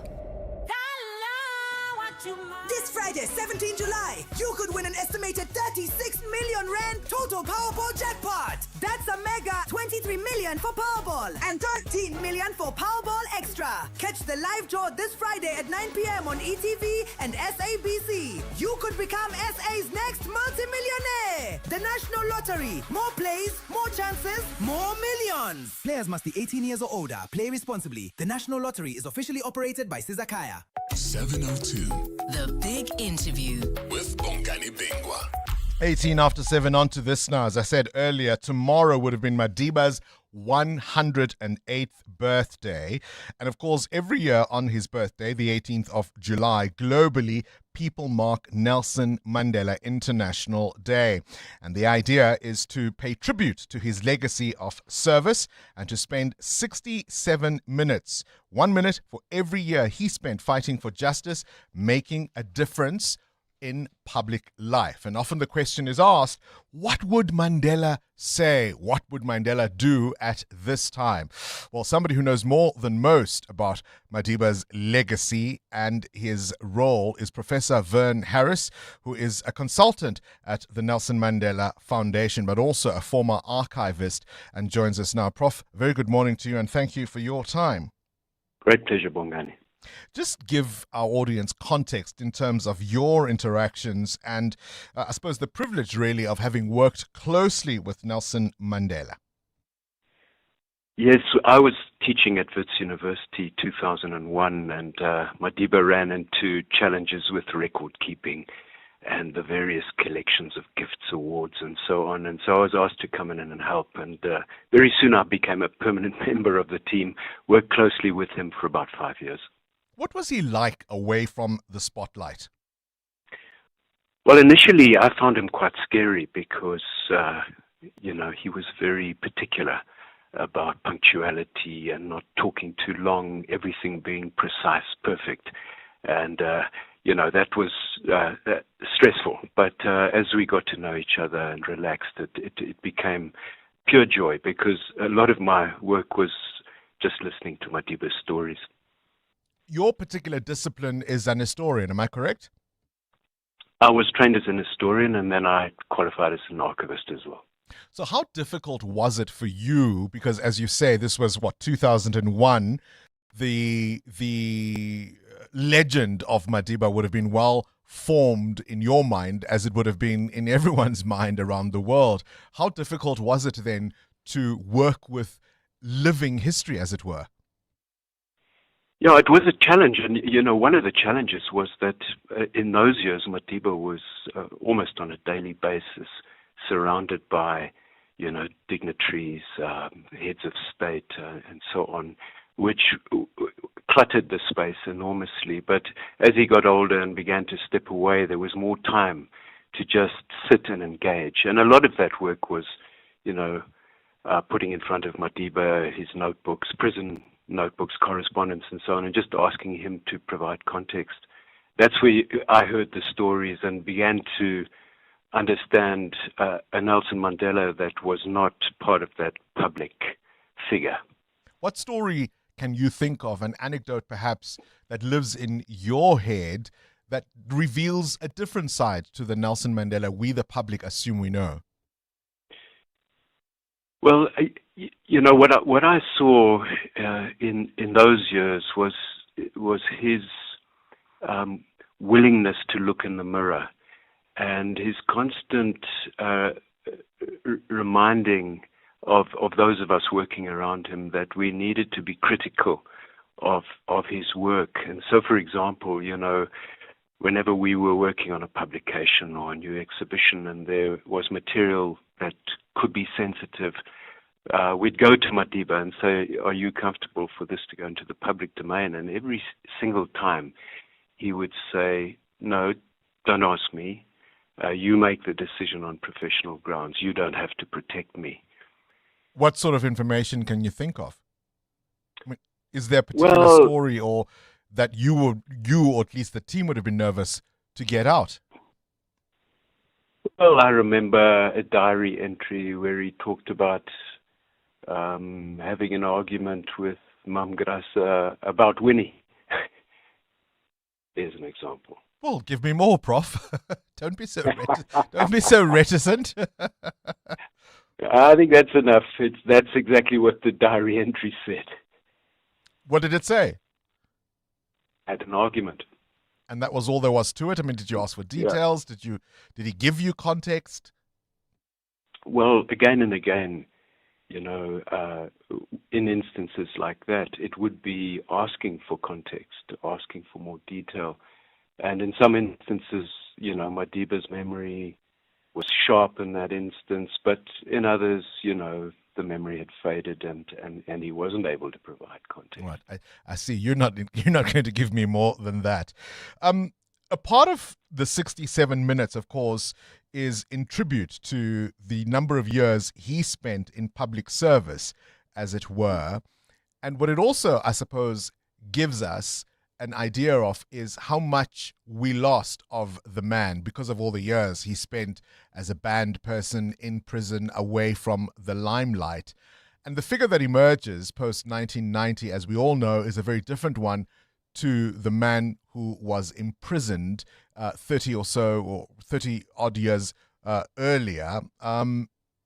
We often think of Mandela as this affable, grandfatherly figure, but of course he was also at heart an activist. He was somebody who didn't mind upsetting the apple cart. Well said, Bongani. In fact, I take that a little bit further. Is that the dominant figure in the public discourses has him as a highly principled, values-based leader, and that's true up to a certain point. But he was also a politician's politician. He knew how to maneuver space and maneuver people. And that we have not, I don't believe, reckoned with yet. Expand? Well, Madiba was pragmatic, and he knew how to keep certain enemies very close. He knew how to negotiate difficult terrain, make compromises. Of course, there's critique, from the perspective of today, that he made unnecessary compromises. But I don't think you can be a successful politician unless you know that space and are willing to make those concessions. How does that sit with you as his archivist, as an historian, when people remember his contribution and paint a picture of almost a sellout at times? Yeah, look, I mean, it's a tough one, but we engage with that discourse. In fact, I was with 50 first-year Wits University students on Monday, and we started that conversation right there. Did Madiba sell out? And they wanted to talk about Mamwini and her contributions and so on. We landed at the end of that session in a very different place where they demonstrated an openness to understanding the complexity of the challenges that Madiba faced and that whole leadership in the transition to democracy. It's an extraordinary question to ask and, thought to have, the idea that perhaps one of the most famous South Africans could have his legacy distorted and may not be remembered as accurately as you would have assumed he would. Well, if we go back to the fees must fall moment, that's 2015, 2016, I think there was that fear. But looking back from the perspective of today, we see that, Madiba's legacy is much stronger than that. I don't think we need to fear. Every generation interprets the legacy in a different way, and it has a power that is still relevant today. I think we saw that in New York yesterday with Mayor Mamdani. Yeah, of course, that was the inaugural Nelson Mandela Global Leadership Forum. And we can, I think, as South Africans, lay some claim to the New York City Mayor, Mamdani. What did he have to say in terms of, he was, of course, the distinguished keynote speaker, was he not?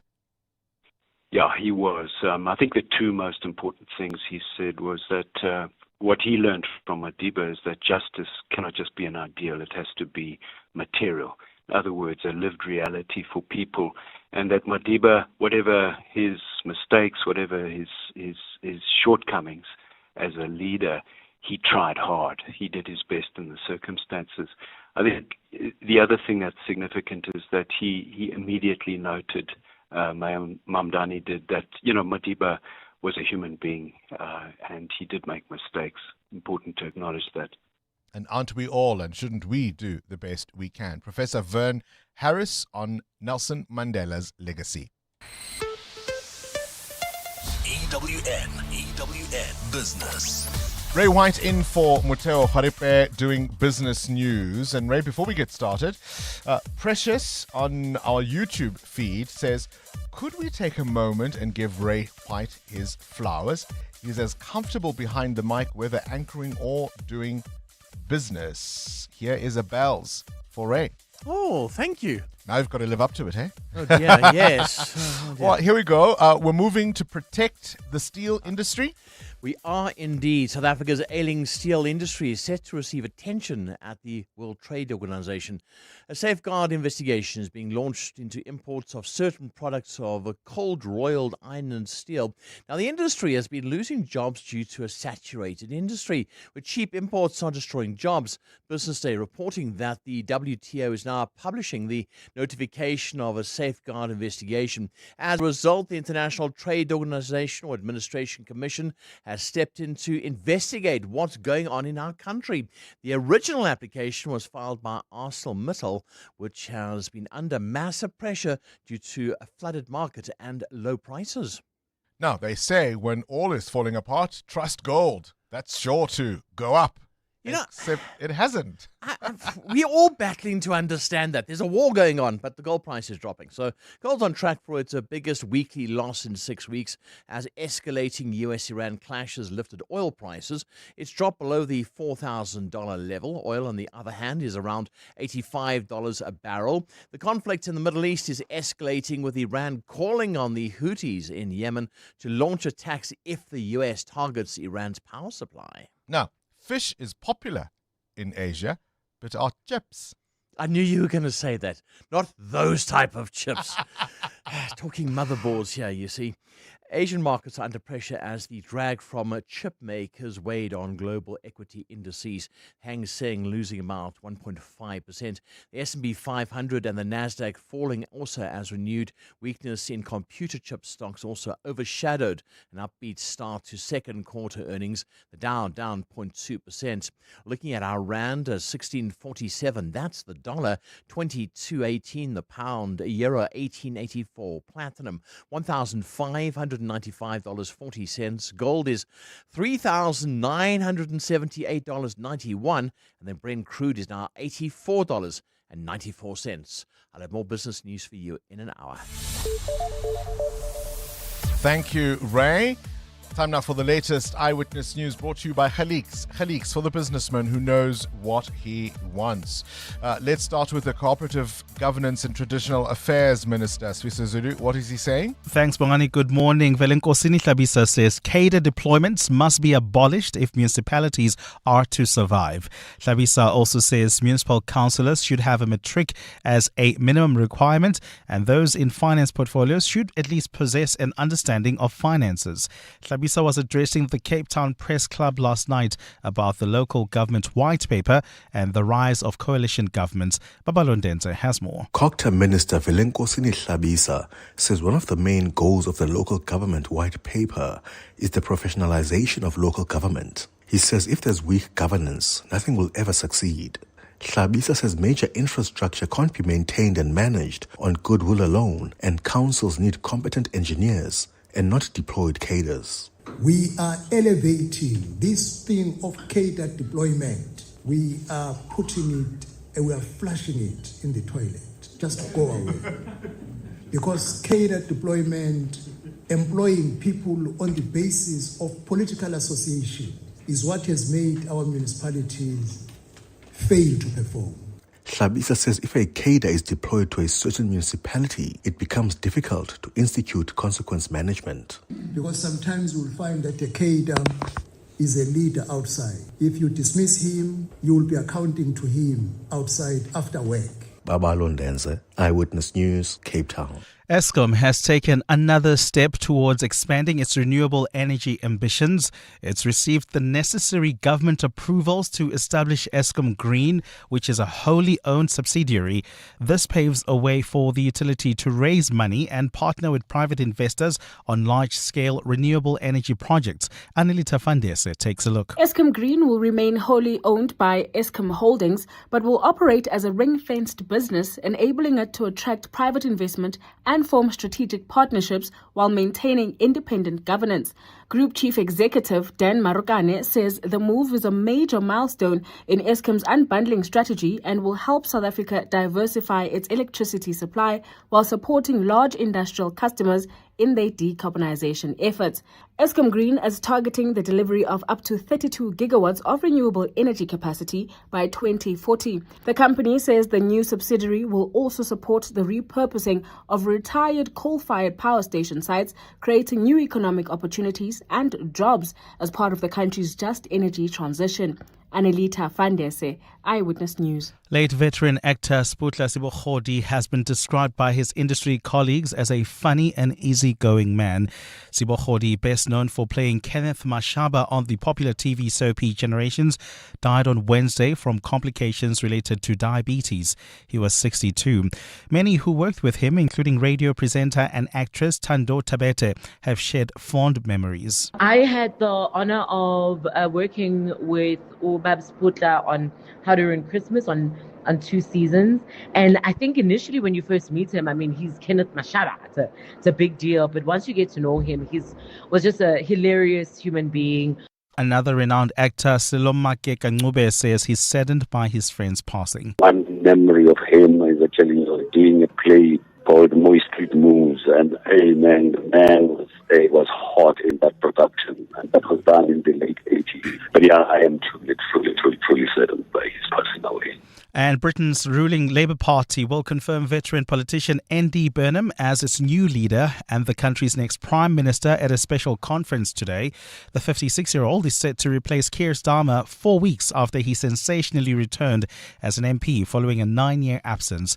Burnham will become the UK's 7th Prime Minister in a decade as British lawmakers appear increasingly willing to turn against their own leaders when their party runs into political hot water. Burnham faced no challenges to the Labour leadership contestation. A fine Friday in store for Gauteng. The temperatures will peak at highs between 21 and 24. In the traffic, look out for faulty traffic lights in Sandton, at West Road and Outspan Road, in Edenvale at Modderfontein and Van Riebeek, and in Fourways at Cedar and Witkoppen. The top story this hour, Cocta Minister Velenkosini Hlabisa says cater deployments must be abolished if municipalities are to survive. Every visit to Khaliks is an investment you make in yourself, your business, and your bottom line. Because a well-fitted business suit says you're a competent, respected, and disciplined Khaliks man. Everybody wants to do business with you. So pop in and discover everything from shirts, footwear, and accessories to match, plus a tailoring service to ensure the perfect fit. And remember, nothing says you mean business quite like a Khaliks business suit. Khaliks, for the businessman who knows what he wants. It's the tournament everyone is talking about, and the conversation is right here on 702 K-Talk and EWN.co.za. Hi, this is Teko Modise, Hollywood Bet's brand ambassador. Be a winner who knows when it's time for a timeout and play responsibly. If you or someone you know needs help, call the South African Responsible Gambling Toll-Free Counseling Line on 0800 006 008 or WhatsApp help to 076 675 0710. Hollywood Sportsbook is a licensed betting operator. Hollywood Bet supports responsible gambling. No person under the age of 18 years are permitted to gamble. Winners know when to stop. This week on MasterChef South Africa, the competition reaches the top 4. The pressure is only getting hotter. Candice, Benji, I beg your pardon, Kulego and Simele are the only home cooks left standing. So they're going to walk into the kitchen excited, but there's no such thing as an easy challenge at this stage of the competition.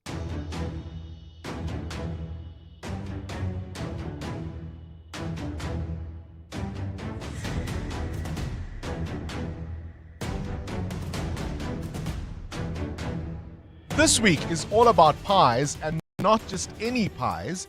Each contestant must create 6 identical individual pies, sweet or savory, with a side that complements the dish.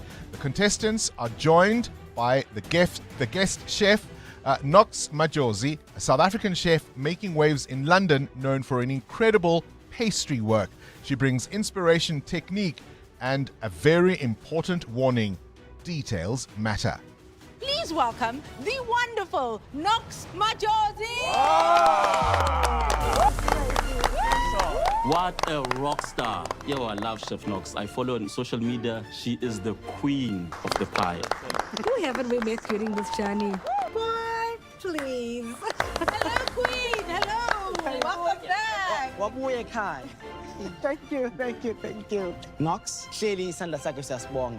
And for contestants, for those that don't know who Knox is, she is the last number when it comes to pie making. Yabu Fandam is Goro. It's Goro, guys. Yeah. Catch MasterChef South Africa this Sunday, 6 p.m. on ETV. Just Andalex it.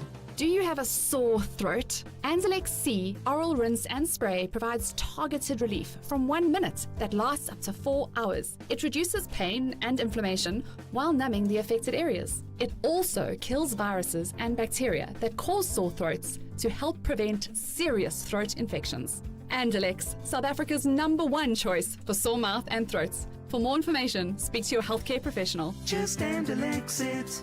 Andalex, a proud sponsor of The Masked Singer Season 3. 702. WhatsApp Bongani on 072 702 1702. Good morning, Bongani. Good morning, Bongani. You know, when it comes to Trump, Trump is a man who sees that power will be ending for him soon. Every day that comes, it's one day of his power.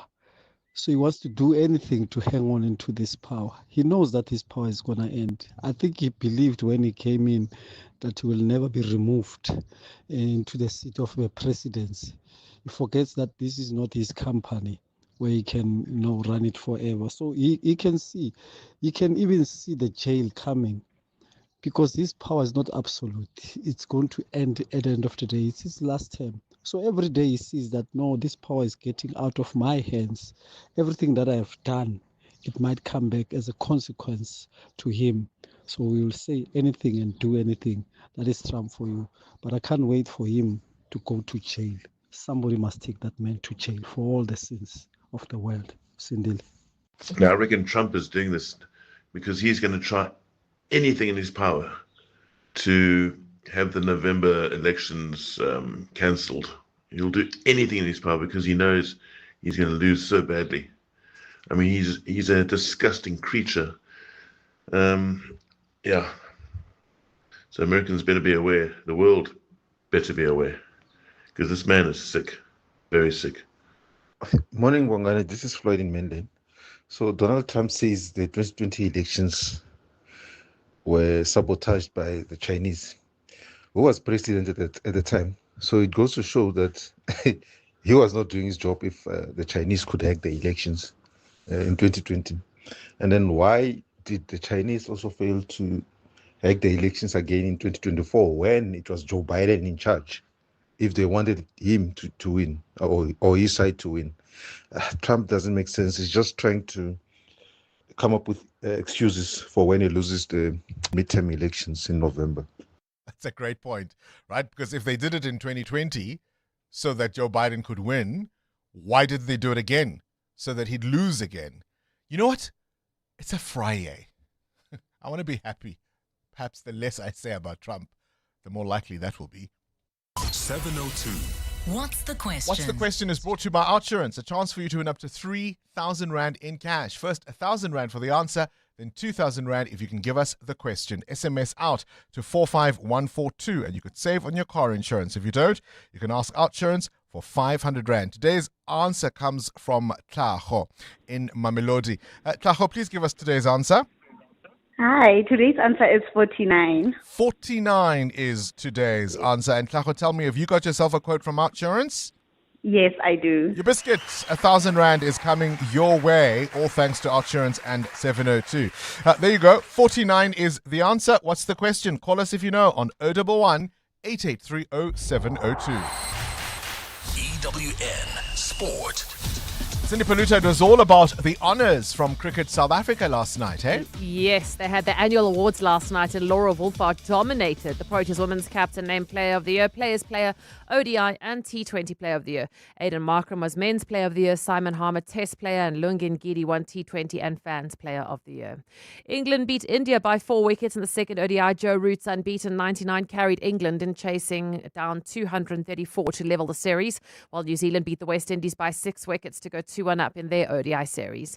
In golf, American Jackson Suber leads by 1 on 5 under at the Open. South African MJ Duffy 2 off the pace alongside 8 others. The defending champion Scotty Scheffler is on 2 under, just ahead of Potgieter and Norris, who both 1 under. Rory McIlroy struggled. He's 7 off the pace on 2 over. Sort of felt like I got it going a little bit, but just too many stupid mistakes. But every time I made a stupid mistake, thankfully I made a birdie to sort of keep myself in it. Not too far away. Hopefully we'll get the better conditions tomorrow and maybe the greens are a little bit smoother in the morning. Go out there and shoot a good one and get myself right back in it for the weekend. Springboks are taking on Wales tomorrow in Durban at 5:40. Going into the match, Wales have beaten Fiji but lost last week to Argentina. Winger Louis Rees-Zammit. It's just kind of about finding our flow. We didn't do that last week at all. Breakdown was messy. But all those things are fixable. I think we've gone back and looked at what we did wrong and how we can fix those areas. And I think we've trained this week very well. And I think all the boys are prepared to head into this test match with a lot of confidence. Other Nations Championship matches tomorrow: All Blacks against Ireland, followed by France, Japan, Australia, Italy, Fiji host Scotland, and the rivalry continues with Argentina against England. And big game for the Junior Box tomorrow night. They're playing France in the final of the Under-20 World Champs. The EWN World Cup Desk. The latest scores, the biggest stories, and the moments everyone's talking about. It all comes down to Sunday night's final as the world number 1 and the defending champions Argentina go up against the world number 2 Spain at the 82,000 capacity New York, New Jersey Stadium. Argentina, hoping to be the first team since 1962 to defend their title, came through the group unbeaten with wins over Algeria, Austria and Jordan. Marching on to the final, they knocked out Cape Verde, Egypt, Switzerland and most recently England. Spain drew their opening game with Cape Verde before beating Saudi Arabia and Uruguay. On their way through to the final, they've knocked out Austria, Portugal, Belgium and France. Spain are hoping to win a second World Cup. Argentina are going for a fourth. Kickoff on Sunday night is at 9 p.m. It'll be preceded by a closing ceremony starting 90 minutes earlier. Entertainers such as Post Malone, Tom Cruise, Robbie Williams and Nicole Scherzinger are expected to feature. For the first time in the event's history, the World Cup final will have a Super Bowl-style halftime show. It means halftime will be 30 minutes long. That's double the amount of standard time. Artists performing will be Madonna, Justin Bieber, Shakira, BTS, Burna Boy and Coldplay. Their show should run for about 11 minutes. And unfortunately, Bongani, I know you said the less you speak about Donald Trump, the better, but FIFA confirming the American president will be in attendance and is expected to present the trophy to the winning side. Gosh, I'd just lose. Just avoid Trump. Cindy Palooza, Eyewitness News Sport. From kickoff to the final whistle, this is the EWN World Cup Desk. As a business owner, whilst you look for ways to save money, have you looked at saving on your business insurance premium? Switch to OUTsurance Business Insurance and you could get a massive 20% discount on your business insurance premium. For convenience stores, restaurants, beauty salons, pharmacies, and all other businesses, make the smart move and switch to OUTsurance Business Insurance today. Visit outsurance.co.za or call 08600 60,000 today. OUTsurance is a licensed insurer and FSP. T's, C's, and information online. The countdown to Food Forward SA's Mandela Day Packing Event 2026 has begun. Join us Friday, 17 July, and spend your 67 minutes making a real difference. Together, we'll pack and sort groceries that will feed thousands of people facing food insecurity across South Africa. Be part of the action. Tickets are on sale now at webtickets.co.za. Food Forward SA, securing quality food, nourishing lives, in association with 702. This Friday, 17 July, you could win an estimated 36 million rand total Powerball jackpot. That's a mega 23 million for Powerball and 13 million for Powerball Extra. Catch the live draw this Friday at 9 p.m. on ETV and SABC. You could become SA's next multi-millionaire. The National Lottery. More plays, more chances, more millions. Players must be 18 years or older. Play responsibly. The National Lottery is officially operated by Sizakaya. EWN Traffic. 12 minutes before 8 o'clock. Please tell us what's happening on our roads this morning. Thank you so much, Bongani Bingwa. In Linwood, there has been an accident on the N1 South just before Rigel Avenue, and it is causing slight delays from Atterbury Road.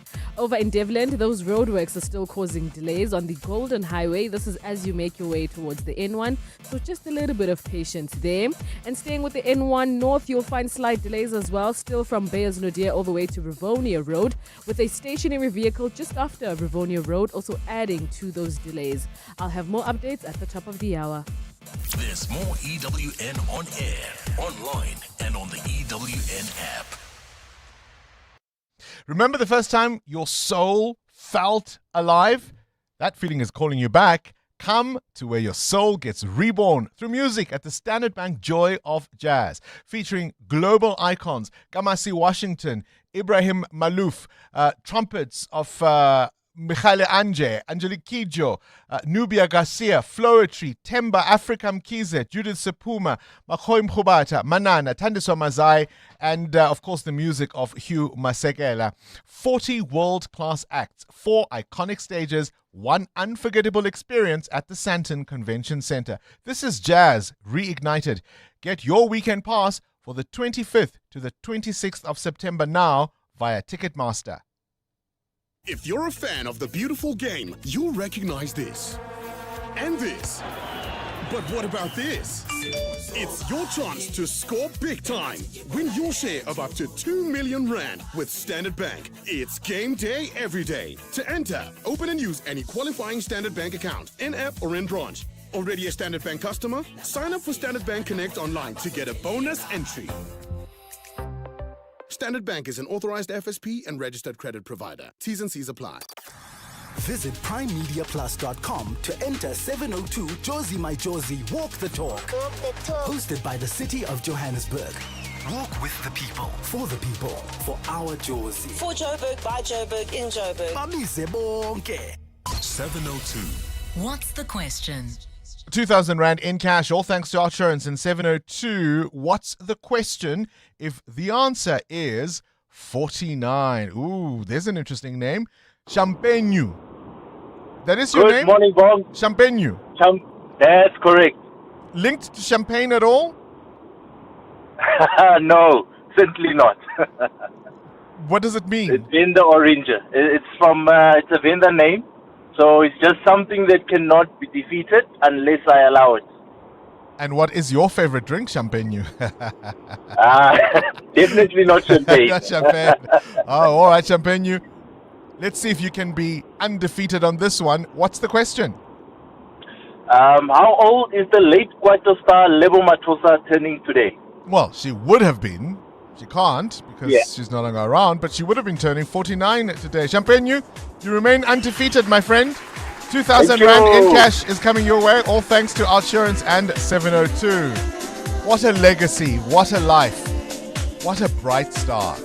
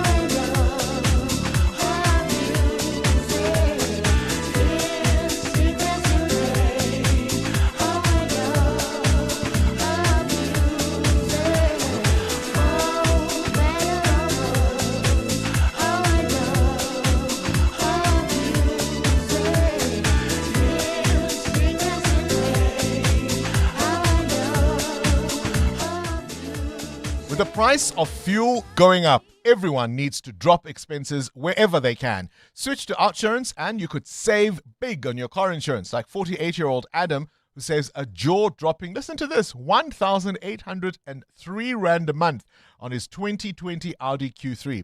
So no matter what happens in the economy, Outsurance is still committed to dropping prices and saving you money.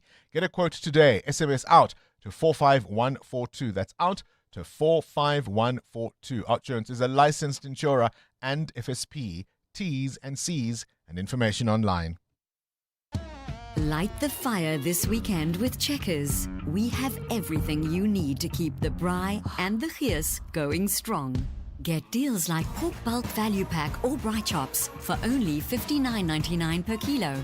Farmstead pork vors for just $89.99 per kilo. And traditional Texas-style burger patties for only $109.99 per kilo. Valid until 19 July, only at Checkers.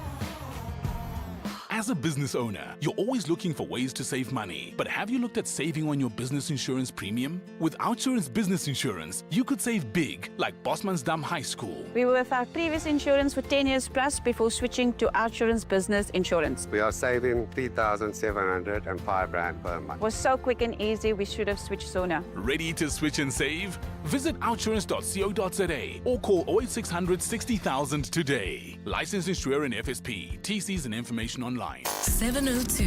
702. What's gone viral? With Kabazela. And it's time for the world of viral content. Kabazela. Good morning to you, Belle. Let's talk about the ultimate action hero. Yes, man, this takes us back, eh? And I'm thinking about, these poor youngsters of today who are growing up.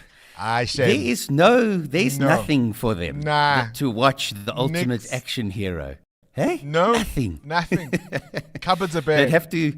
But I mean, the big thing with the young people today is they are latching onto nostalgia stuff. So they're starting to watch and listen to music from yesteryear, which is quite interesting, I must say. But I came across this chat with Trevor Noah, and I think it's you pronounce his name is Mehdi. Is it Mehdi Hassan? Correct. Yeah, okay. And they were talking about, basically the action heroes from yesteryear. And in particular, they were talking about Jean-Claude Van Damme and Jason Statham. I mean, really, Jason Statham. I wouldn't have even classed him in action hero. But let's take a listen, and then you and I and the listeners will chat afterwards.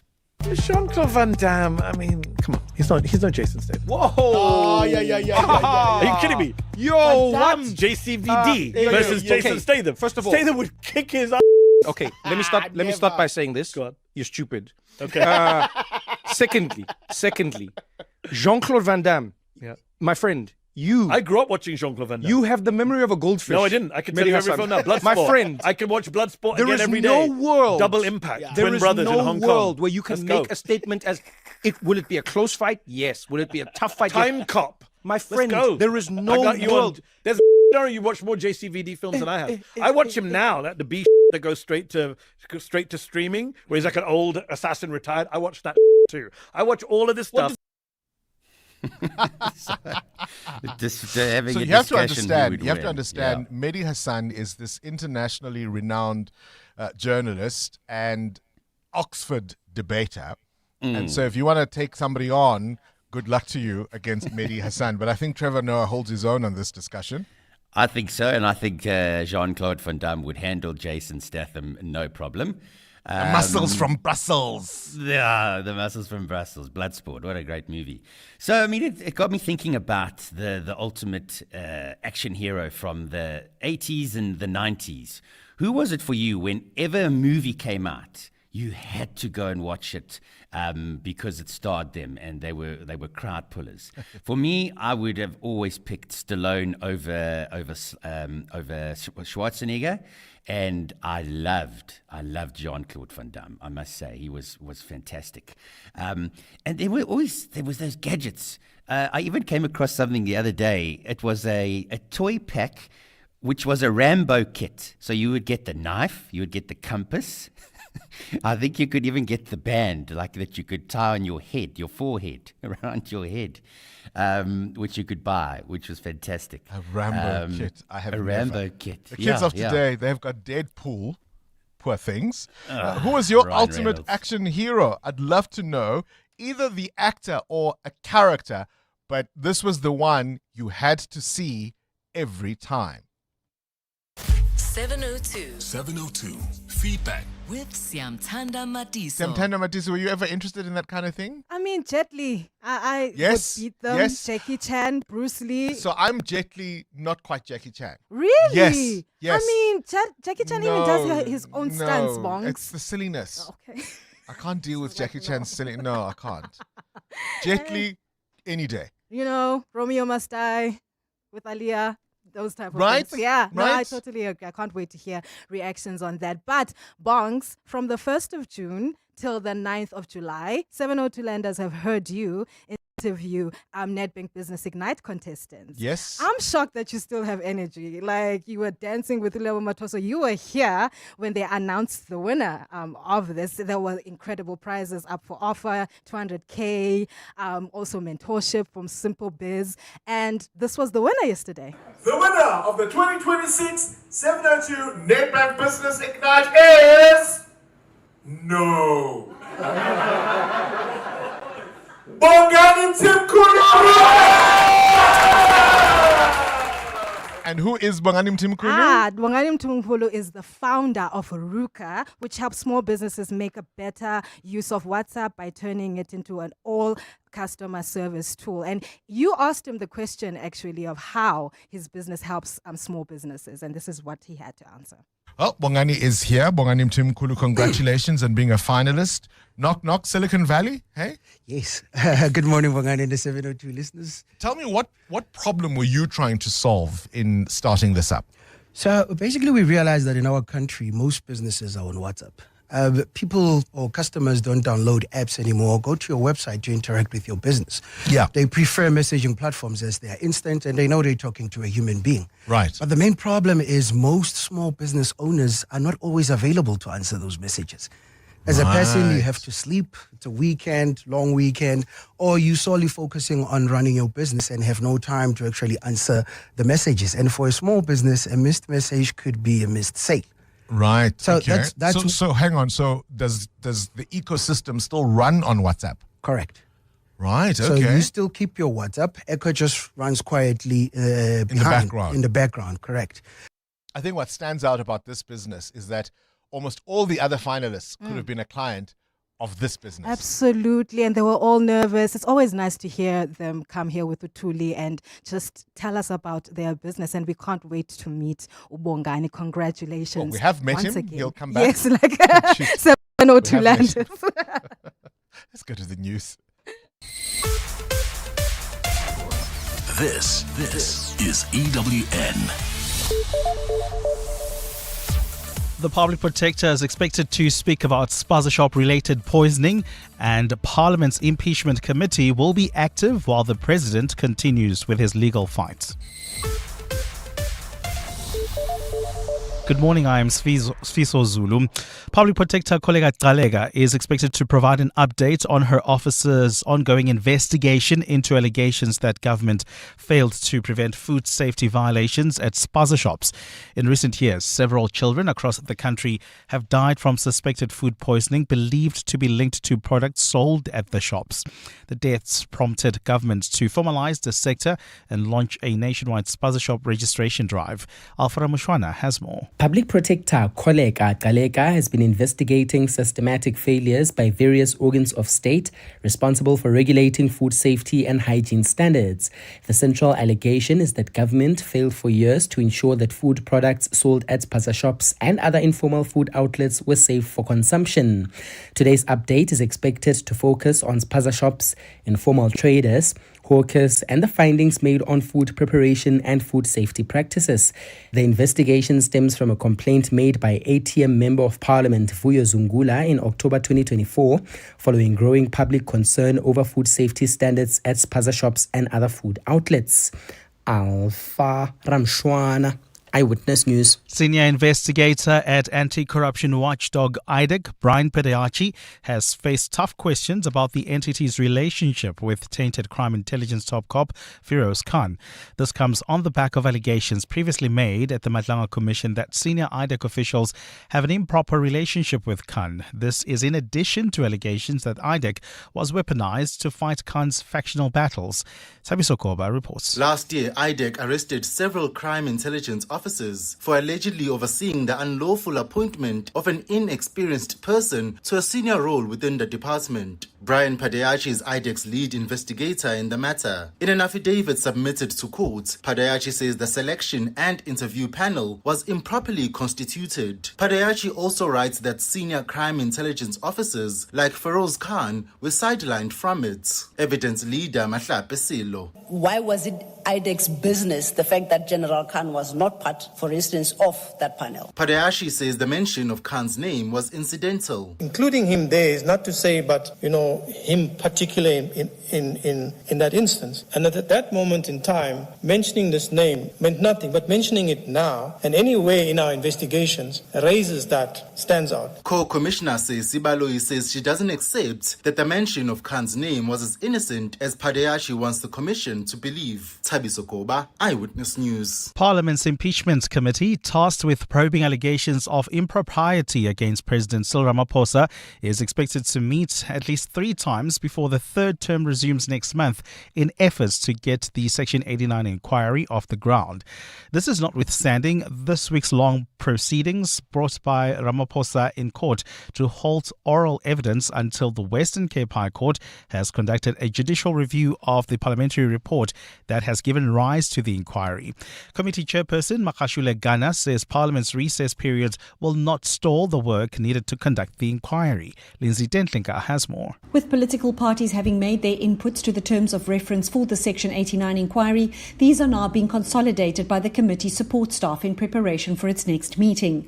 Speaking after court proceedings in the President's interdict application yesterday, Chairperson Makashule Gana said the work would continue despite Parliament's constituency breaks and until a court ruling instructs it otherwise.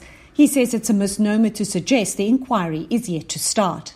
Concluding the terms of reference, appointing the evidence leaders, finalizing the witnesses is the work of the committee. People must not say the work has not begun. The work has begun. For this reason, legal counsel for the African Transformation Movement, Advocate Anton Katz, yesterday argued that the President's interdict application was misplaced. So the court cannot grant an order in respect of something that has already happened and to try to stop that. You cannot do that. At the court, no. Once the horse has left the stable, you can't stop the horse from leaving the stable. A ruling is expected to be made within a week's time. Lindsay Dentlinger, Eyewitness News. And at least 20 children and 1 adult have died in a crash in Uganda. Police say a school bus driver lost control of the vehicle and it veered off the road. The bus from King David Junior School in the capital Kampala was returning from a school trip today. Police shared an image of a badly mangled and overturned bus, saying investigations are ongoing, with several other children and adults receiving treatments in hospital. Gold is trading at $3,987.86 an ounce. The rand is at 16.46 to the dollar, 22.17 to the pound, 18.84 to the euro. Brent crude oil is at $84.96 a barrel. In the traffic, look out for faulty traffic lights in North Riding at the N1 South and Malibongwe. In Lone Hill at Main and Lone Hill, and in the capital city, traffic lights are also out. In Brakfontein at Old Johannesburg and Brakfontein Road. And in your sport, American Jackson Suba takes a one-shot lead into the second round of the Open. That's underway at Royal Birkdale. Springboks looking to go 3 wins from 3 in the Nations Championship, playing Wales in Durban at 5:40 tomorrow. And McLaren's Lando Norris given a 10-grid penalty for this weekend's F1 in Belgium. A fine Friday in store for Gauteng. The temperatures will peak at highs between 21 and 24 today. The top story in EWN this hour: Public Protector Koleka Talega is expected to provide an update on her office's ongoing investigation into allegations that government failed to prevent food safety violations at spaza shops. EWN, in touch, in tune, and independent. For the latest, visit ewn.co.za or download the EWN app. We're calling on Joburg to walk the inner city with us. In 702 Josie My Josie, walk the talk. Babize bonke. Enter now on primemediaplus.com. This is Breakfast with Bongani Bingwa on 702. Let's walk the talk. 7 minutes after 8 o'clock, walking the talk on this Friday, the 17th of July, the year of our Lord 2026. Tomorrow, of course, is Nelson Mandela Day. What are you doing for Mandela Day? Have you got a plan for your 67-minute tribute to Madiba? And do we need to ask ourselves questions as a society? Because so much of what people volunteer to do for those 67 minutes are often services that ought to be provided by the state. And so often, what do we do as citizens, as corporates? We try and bridge that gap. Do we sometimes romanticize the legacy of someone like Madiba? How much of the nonsense we witness every day might he have stood aside and watched and let happen. Kabazela wants to know your ultimate action superhero. Jackie Chan or Jet Li? I say Jet Li. Stallone or Schwarzenegger? I can't Difficult. So we're looking either for the characters they played, right? Or indeed the actors. Jason Statham or the muscles from Brussels? No, Jason. Jason Statham. Who was the other whisperer with the ponytail? Steven Seagal. Oh, no, I don't. I can't. You can't with Steven Seagal? No. I can't do that guy. No. Let's have fun. It's a Friday. Morning, Bongani, the team. Hi, Bongani, my hero. Oh, my hero. Jean-Claude Van Damme. Of course, Jean-Claude Van Damme will beat Jason Statham any day. But there was a lady called Cynthia Rothrock. Who remembers that? And I used to enjoy Steven Seagal's movies until I grew up and I realized, oh no, man, they're actually quite horrible. Steven Seagal is the worst actor in the world. Good morning. Good morning, Bongani. Pat here from Spade View. For me, it is Clint Eastwood. The good, the bad, and the ugly. Wow. Morning, Bongs. The other one for me was, what's his name? Dolph Lundgren. Dolph. I think Michael Dudikoff, something like that. I used to love those guys. Jablani, White, You know, I'm hearing all of these chats, but one thing I'm not hearing is the Go-Go Power Rangers. Listen here, man. If Power Rangers are not in the conversation, then what is the conversation actually about, Bongani?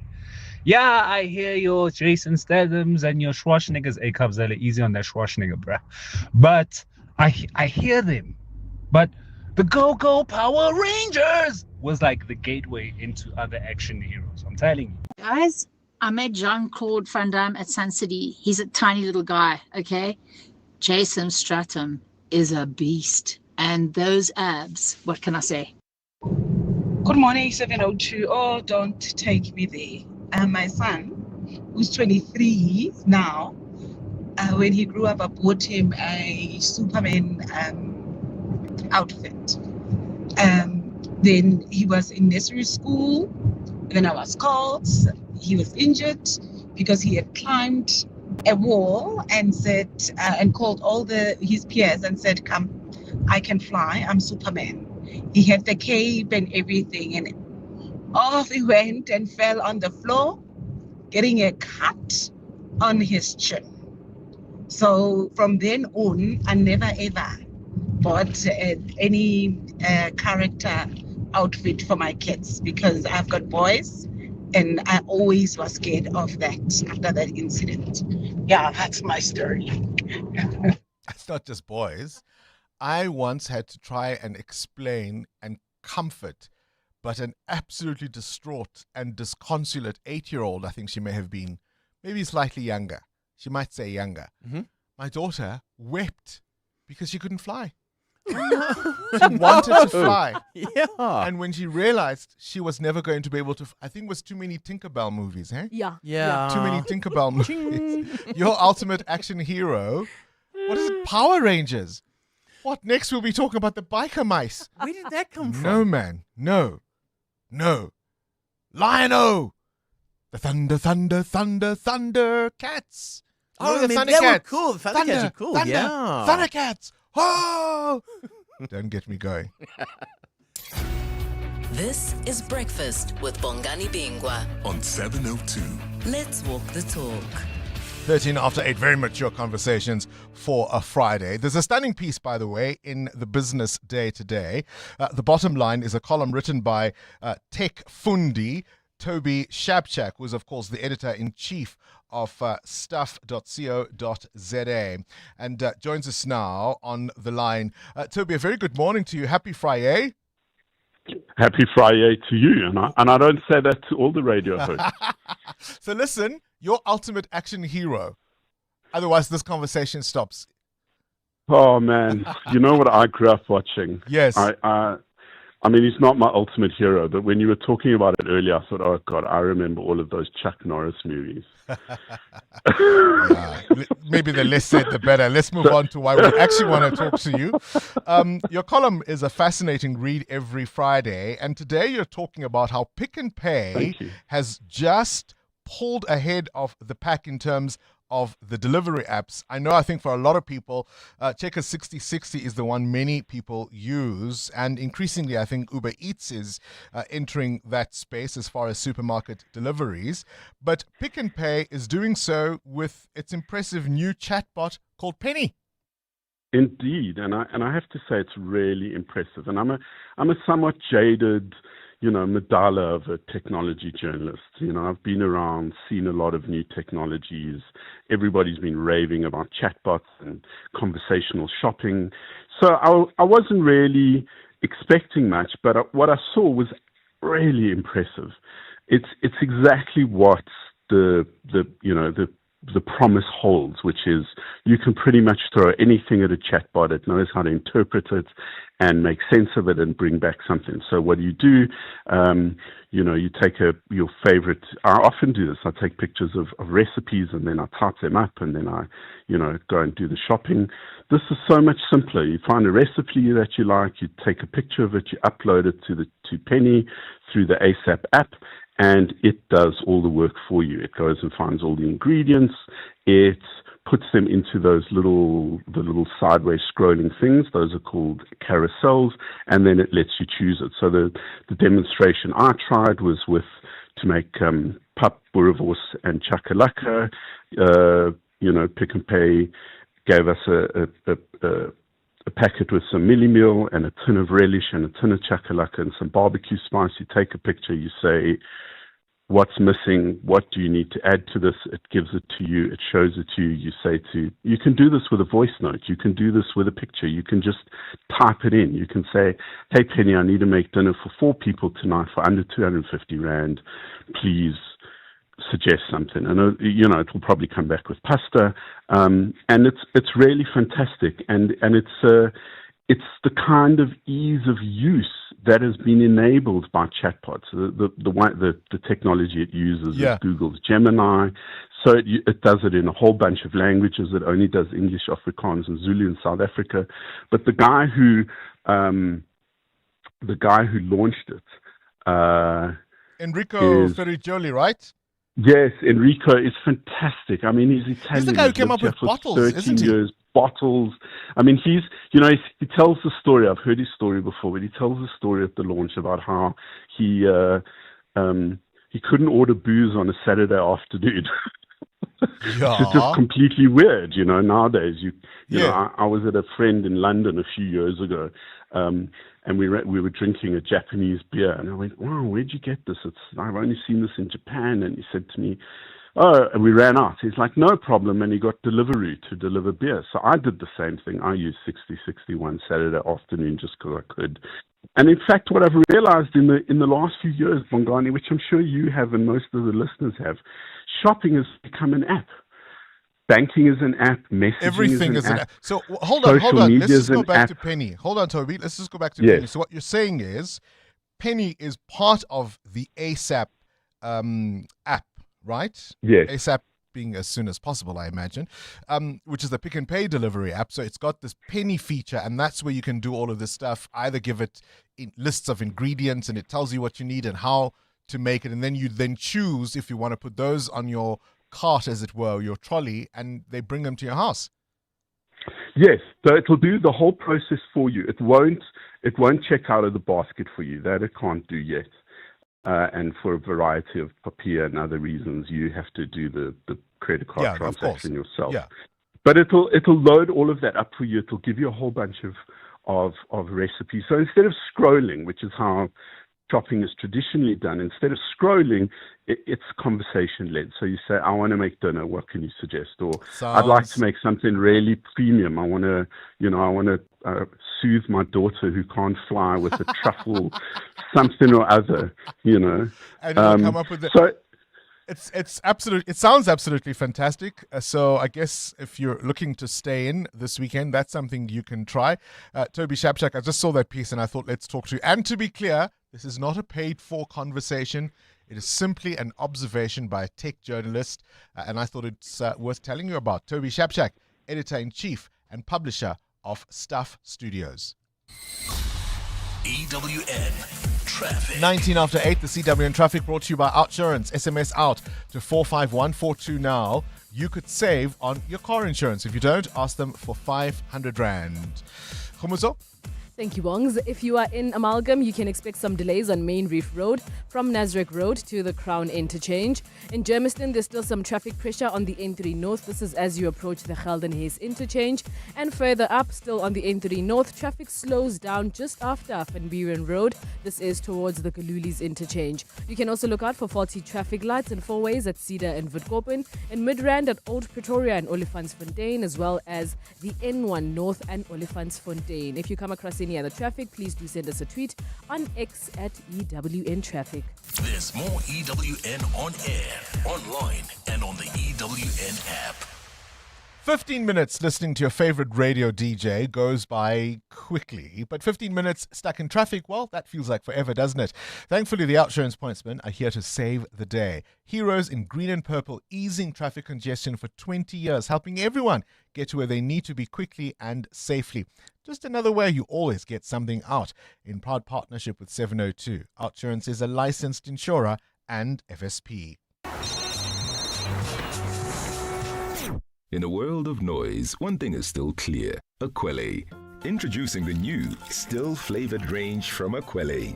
Lemon mint, mango passion fruit, blueberry raspberry, peach apricot. Still made from Akwele's 100% natural spring water. Delicious, high in vitamins, low in kilojoules, and still full of joy. It's new, it's refreshing, it's flavored, it's still Akwele. Some of the biggest advances in health are happening right here in South Africa. Local researchers are studying a promising new TB vaccine candidate called M72. It's one that could help stop people from getting seriously ill. And programs like Coach Mpilo are helping men living with HIV overcome stigma, start treatment, and stay on it. It's South African science, innovation, and community leadership helping shape the future of global health. And it's supported by the Gates Foundation over the last 25 years. Partners of human potential. Joburg, it's time to show up for our city. On Sunday, 26 July, join thousands of Joburgers for the 702 Josie My Josie Walk the Talk in proud partnership with Standard Bank. Walk through the heart of Johannesburg, celebrate its rich history, and experience the positive growth taking place in the CBD. As a committed partner, passionate about the growth of our city, Standard Bank invites you to be part of a movement that's helping build a safer, stronger, and spirited Josie for generations to come. Register now and take the walk that brings Johannesburg together. The 702 Josie My Josie Walk the Talk, proudly partnered by Standard Bank. 702, The World View. With Adam Gilchrist. Catch up with news from elsewhere in the world. Adam, I doubt you nor I were the most popular kids at school, but that can change. It can, and yeah, it can absolutely change at your rival's expense. So we have some interesting research from the Pew Research Center. This is a non-partisan, non-aligned think tank based in America, so none of your Fox News, MAGA stuff here. They have polled an independent poll of 42,000 people in 36 countries.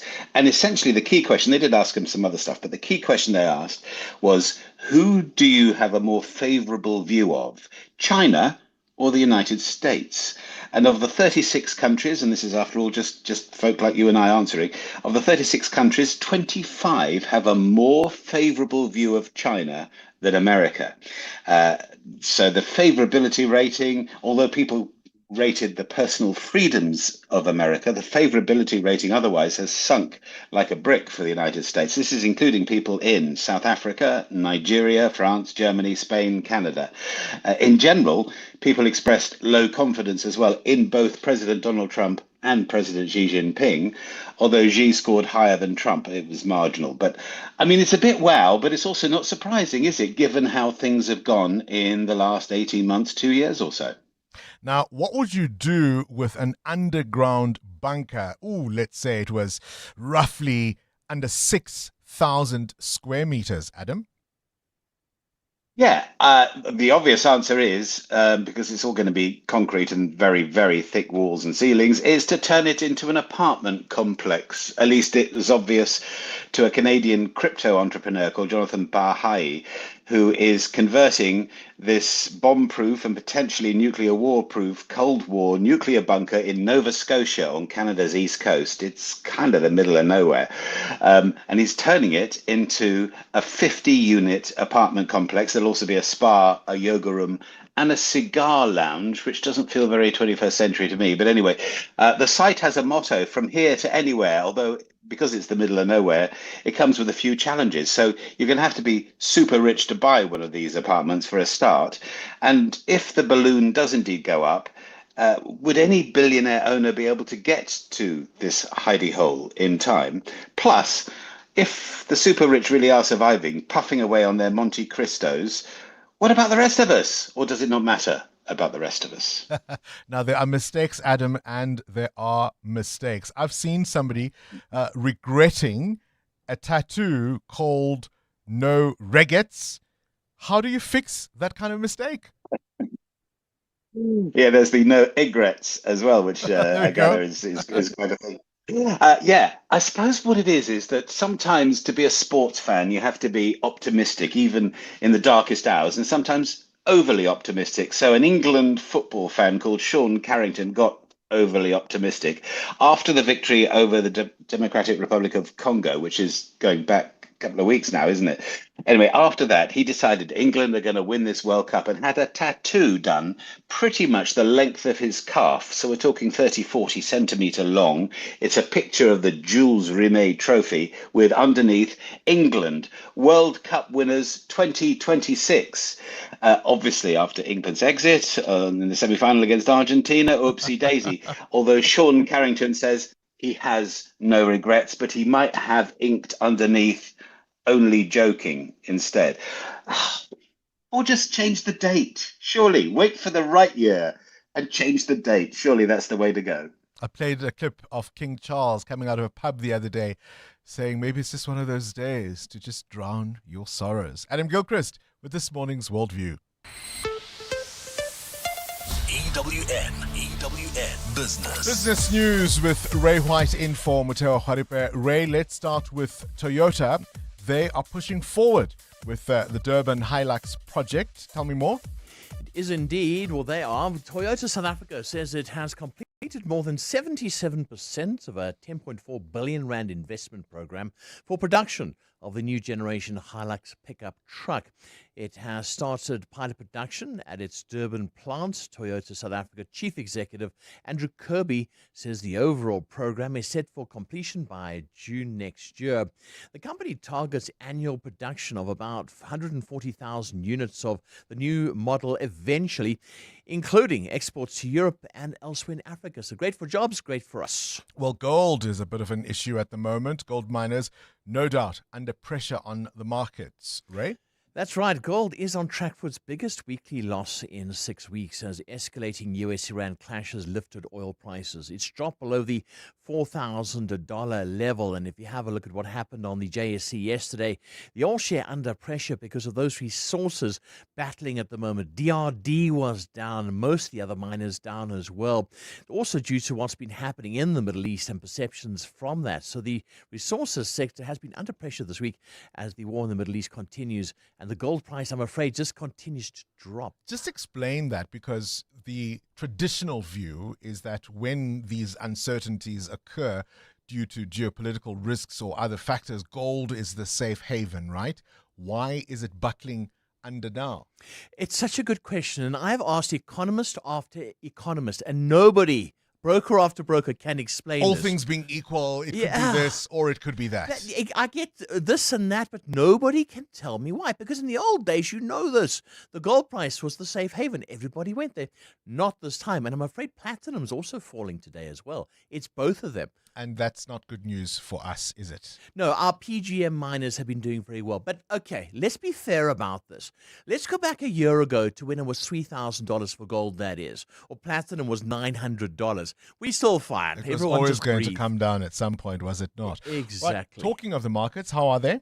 Asian markets are under pressure as the drag from chip makers weighed on global equity indices. The Hang Seng losing about 1.5%, and it's been the big talk about computer chips and what's happening with them. These guys put billions and billions of dollars, hundreds of billions of dollars into the AI chips, and a few traders have turned around and said, guys, I think you've overdone it. Stop.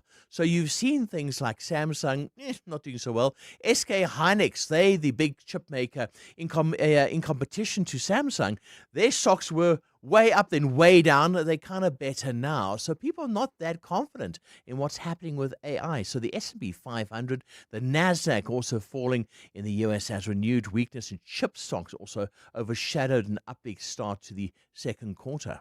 Can we say, aye? No, maybe not. Where's the rand? It's too soon.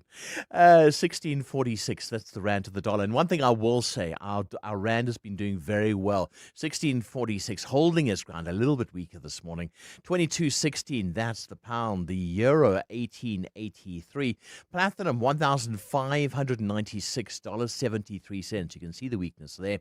Gold now, $3,987.50. Brent crude oil, $84.07. More business news with a guy called Ray later on today.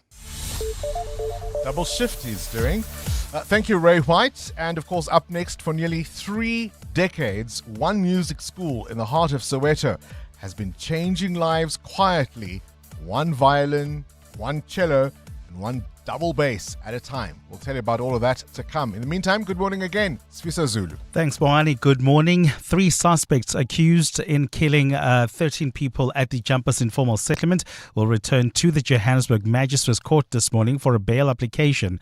14 people were also left injured at the informal settlement in Carltonville. The bail application was postponed last week after the lawyer for the accused told the court he had been unable to properly consult with his clients at the Johannesburg prison where they are being held. Demakaso Leshoro reports. Molibiri Mosia, Ramon Nezibela and Zippo Meting faced 13 counts of murder and 14 counts of attempted murder following the mass shooting at the Jumpers Informal Settlement last month. According to the NPA, surviving victims gave statements while in hospital and after their discharge accompanied police to the Maima Informal Settlement in the Johannesburg CBD where they allegedly identified the 3 accused. The state has indicated that because of the alleged offences committed by the 3, bail will be opposed. Their lawyer, Advocate Pomozo Sadiki, maintains police have arrested the wrong man, claiming his clients were implicated only because they are Lesotho nationals and due to infighting within the group at the settlement. Dimakaza Leshoro, Eyewitness News. Cooperative Governance Minister Velenkosini Tlhabisa says National Treasury should also withhold funds of other spheres of government and not just municipalities. Money for 69 poorly managed municipalities has been put on ice for at least this month. But Tlhabisa says this should also apply across the board because a lot of distressed municipalities are owed billions by provincial and national government departments. Tlhabisa was speaking at the Cape Town Press Club last night. Municipalities are owed billions of rands by provincial governments and national departments. And then we elevated that the enforcement that is done to municipalities must be equally done to provincial governments and national departments. The MK party says President Cyril Ramaphosa has failed to prove the irreparable harm he says he will suffer as he tries to halt an impeachment process. Advocate Dalim Mpofu yesterday reminded the Western Cape High Court that it previously ruled against former Public Protector Busum Kwebane in attempts to stay her impeachment inquiry due to the personal harm it would cause until it had considered her procedural complaints. Advocate Vim Trengrove, representing the president, told the court in closing closing arguments that the people also deserve to be protected against humiliating a sitting president on unfounded accusations and in an improper process. Lindsay Dentlinger has more. Flipping an argument he once made on behalf of the former public protector, Advocate Dalium Mpofu questioned the legitimacy of President Ramaphosa's claims that he would be prejudiced by impeachment proceedings before the same court has reviewed the report that has led to the inquiry. He says Ramaphosa has already offered his version of events in public and to other institutions several times since the Phala Phala scandal broke 4 years ago. How can this court interdict something so speculative? Who is this person? Who are these people who are going to train me? And they're going to say what? We don't know. He doesn't tell the court. But Advocate Wim Trengove says the president has the right to seek protection provided for in law and by the parliamentary rules against being humiliated in a process for which there is no justification. It's no easy slogan to say the people want blood and therefore there must be blood. That is not the law. Judge Andre Lagranzi says the bench will aim to hand down its verdict by the end of next week. Lindsay Dentlinger, Eyewitness News. And Iran says deadly U.S. strikes overnight hit an airport, a railway station and 2 bridges in the country, killing 3 people. The U.S. and Iran have traded fire as the foes battle over the vital Strait of Hormuz waterway in the renewed Middle East war. Iran has fired back at the United States by attacking its bases in the Gulf region, with reports of missile attacks in Qatar this morning. A fine Friday in store for Gauteng today. The temperatures will peak at highs between 21 and 22. In the traffic, if you're heading towards the Butlu interchange, traffic is sluggish on the N3 north from Marlborough Drive. And in Amalgam, you can still anticipate those delays on Main Reef Road from Nasrec Road to the Crown interchange. The top story this hour: 3 suspects accused of killing 13 people at the Jumpers informal settlement will return to the Johannesburg Magistrates Court this morning. Jozi is moving. People are showing up. Communities are stepping up. We see you, Jozi. Asambe. ABSA is proud to partner with 702 Walk the Talk on 26 July. Thousands will take to the streets of Jozi CBD and celebrate what makes this city iconic. Visit absa.co.za/702 Walk the Talk. ABSA is an authorized financial services and registered credit provider. Hey guys, this is Robert Marawa, HollywoodBet's brand ambassador. Playing responsibly is part of the winning strategy. Make smart choices and continue to score. If you or someone that you know needs help, call the South African Responsible Gambling Toll-Free Counseling Line on 0800 006 008 or WhatsApp help to 076 675 0710. Hollywood Sportsbook is a licensed betting operator. HollywoodBet supports responsible gambling. No persons under the age of 18 years are permitted to gamble. Winners know when to stop. 702. WhatsApp Bongani on 072 702 1702. Good morning, Tabongs, and happy Friday to the 702 lenders. Bona, in the arena of action cinema, it's a 2-man race between Bruce Lee and Jean-Claude Van Damme. But if Bruce isn't in the ring, Van Damme walks away with the trophy every single time. He's the ultimate champion. It's legend in Montana. Great show. Morning, Bongani and team. My all-time heroes are Steven Seagal and Antonio Banderas. Every day, give me those 2 heroes. I'll watch their movies. I'll listen to them anytime. Our bombs, me now Chuck Norris.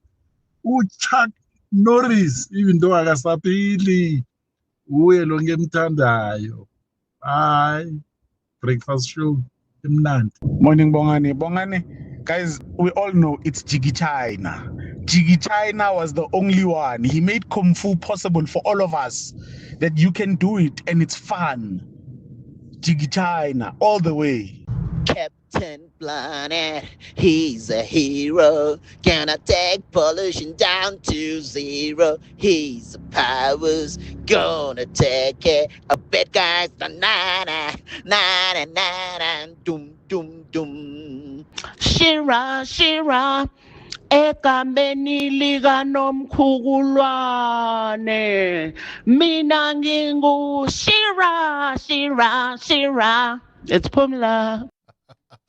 Tell me you watched a lot of television as a youngster without telling me you watched a lot of television as a youngster. Right? Yo, can I tell you also? Yeah. Half of them I do not even know. I'm just like, am I that young? Jeez. So okay, you tell me. Yeah. You are hearing of all of these action heroes and actors from perhaps a different time. I mean, Chuck Norris. What are your heroes today? What are you people watching? Deadpool. Avengers. Fantastic Four. Ben 10. Do you know what I mean? Come on. Come on. Isafan. Oh, wow. Isafan. Hashtag.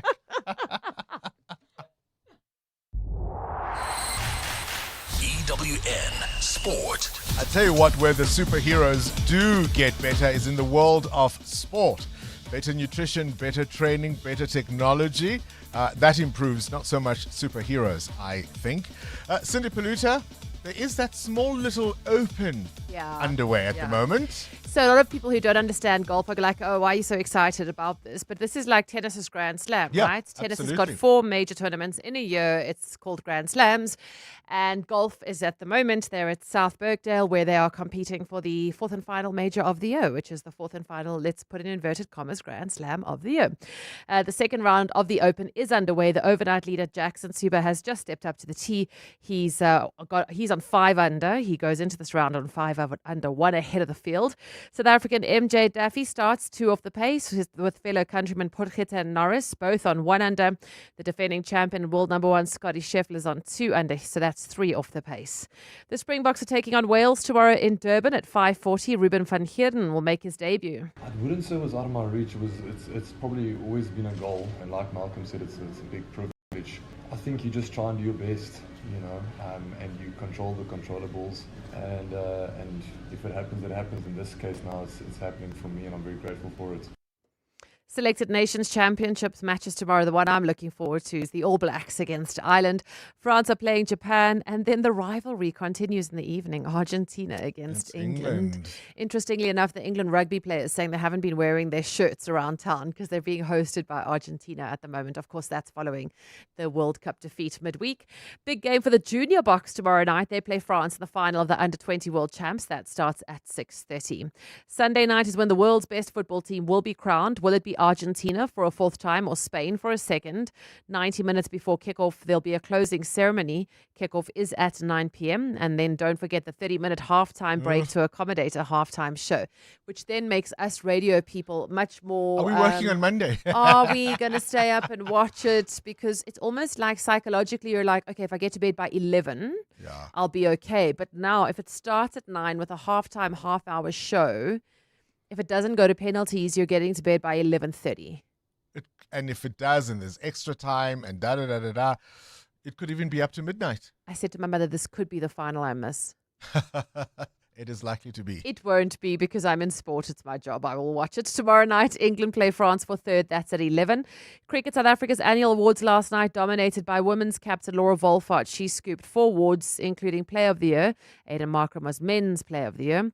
Formula One in Belgium, and McLaren's Lando Norris will have a 10-place grid penalty. His car's being fitted with a new battery, his 4th of the season, 1 more than is permitted. Here's Norris. See what we can improve on, of course. Certainly won't be made easier by the grid penalty, but that's just because I've just been unlucky in the first part of the season, losing a lot of different bits, whether it was the engine or the power unit or the controls, whatever it's been. So I'm just on the back foot from a spare parts point of view, but that's out of my hands. So that's life. Just got to take it on the chin and deal with some of the penalties that I have coming up.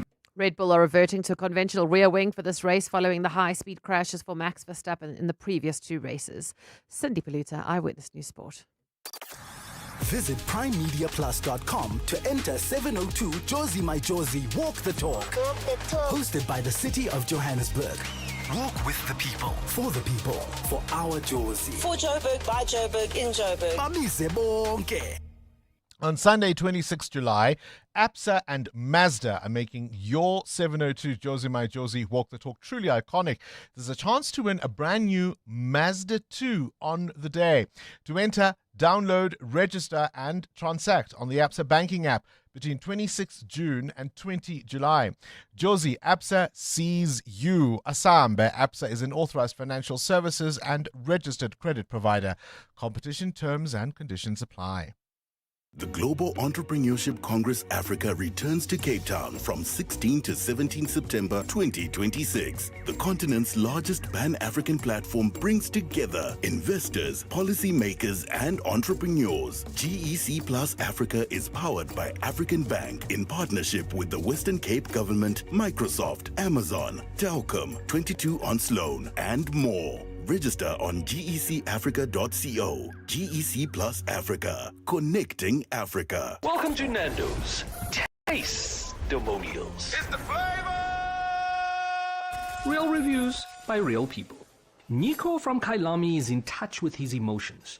So when we asked about the Nando's Peri Peri half chicken and a single side for only $1.25, he said, I'm sad. I finished it. Ah, Nikos. Because this chicken season has more episodes. Nando's. Oh, what a place. EWN Traffic. 17 to 8 o'clock. This EWN Traffic brought to you by Khumuto Munyai. Wrap up this morning's traffic. Oh my, can you say it again? Aye. Okay.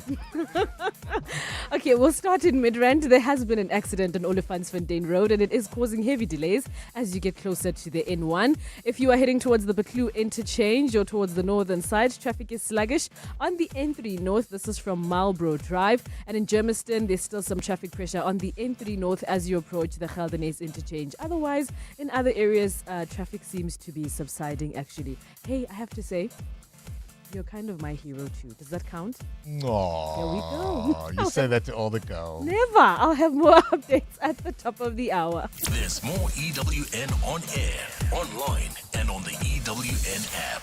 When it comes to protecting your workforce, trust the workwear brand that has been protecting workers for over 150 years, Sweetall. Sweetall has overalls and uniform solutions for every industry, so your team is safe, comfortable, and ready to tackle any challenge. Visit our Boksburg showroom, shop A1 Atlas Road, Westwood, Boksburg, or go to sweetall.com today. Sweetall, we never let you down.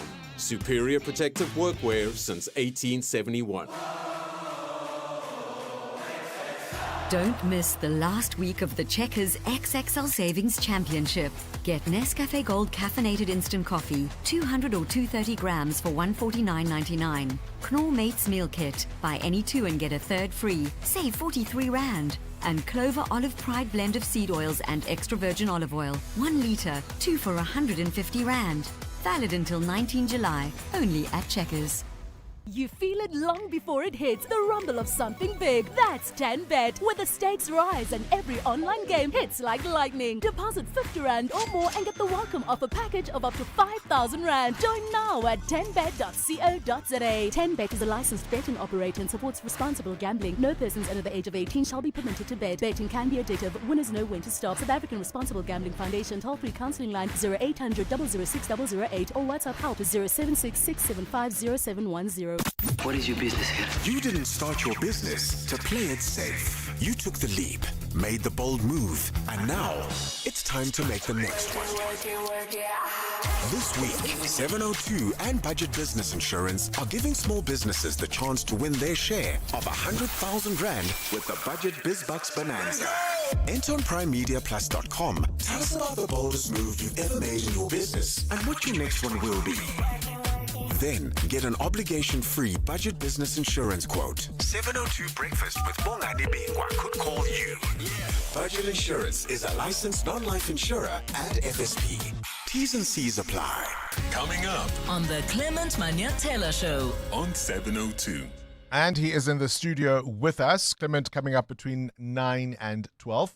Happy Friday, Clement. Happy Friday. What's on the show? Well, let me tell you first with what's your favorite feature on the show at 11 o'clock on a Friday. We do our relationship and sex feature. It's what's adult. That one?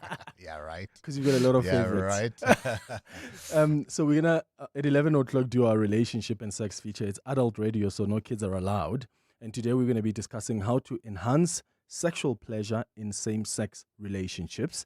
And then at 10 o'clock, we do our Across the Desk feature. Today I'm hosting Nelson Mandela's granddaughters who produced that gripping docuseries on Netflix, The Trials of Winnie Mandela. So they're going to come and chat to us. So why don't you call them Winnie Mandela's granddaughters? What did I say? You said Nelson Mandela's granddaughters. Tomorrow is Nelson Mandela Day, so that's why. Give Mamuini. We'll come after you. Okay. I see Mamuini multiplied. Clearly she multiplied. Did you see that meme? Which one? Did you see that meme of a particular politician who likes to wear a lot of red, lying in a hospital bed, and they said, coming soon. Oh, no, they mustn't do that to Julius. I didn't say who. He's brave. I think he would come. Julius is very brave. I don't think he would say no to that.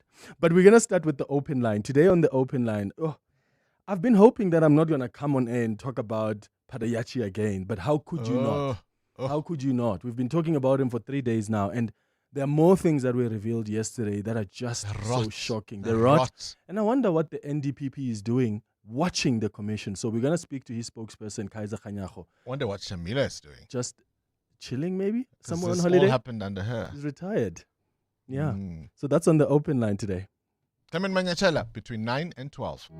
Hi, this is Anlia Itzebet, Hollywood Bet's brand ambassador.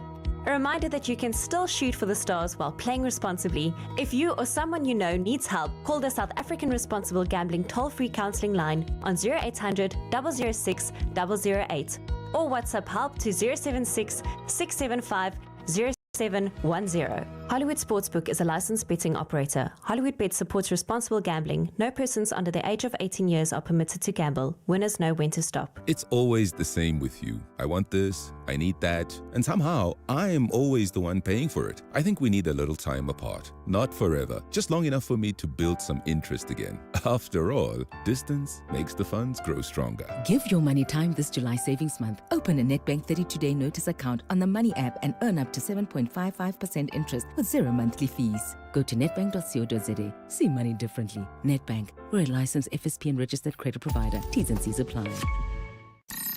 You're with Bongani Bingwa on 702. Taking your calls on 011-883-0702. Let's take a couple of calls. Timothy, you are in Pretoria. We were talking about your favorite action heroes. You want to weigh in on that conversation? Yes. Good morning, Bongani, and good morning to the listeners. You know, Bongani, when you in fact, let me put it this way. Jackie China came to my rescue when I was young and flamboyant and openly gay, and you get bullied. I started watching those movies, and everyone that really tried to bully me, I started karating them as I was young. Even now, I'm known as that Timothy, that is, the guy that can kick you. And you can imagine I'm tall. So now, fear me because I'm openly gay, and I will karate you. I don't like that because I'm old now, but people knows me as, Timothy the Karate Kid. So we mustn't mess with you, Tim.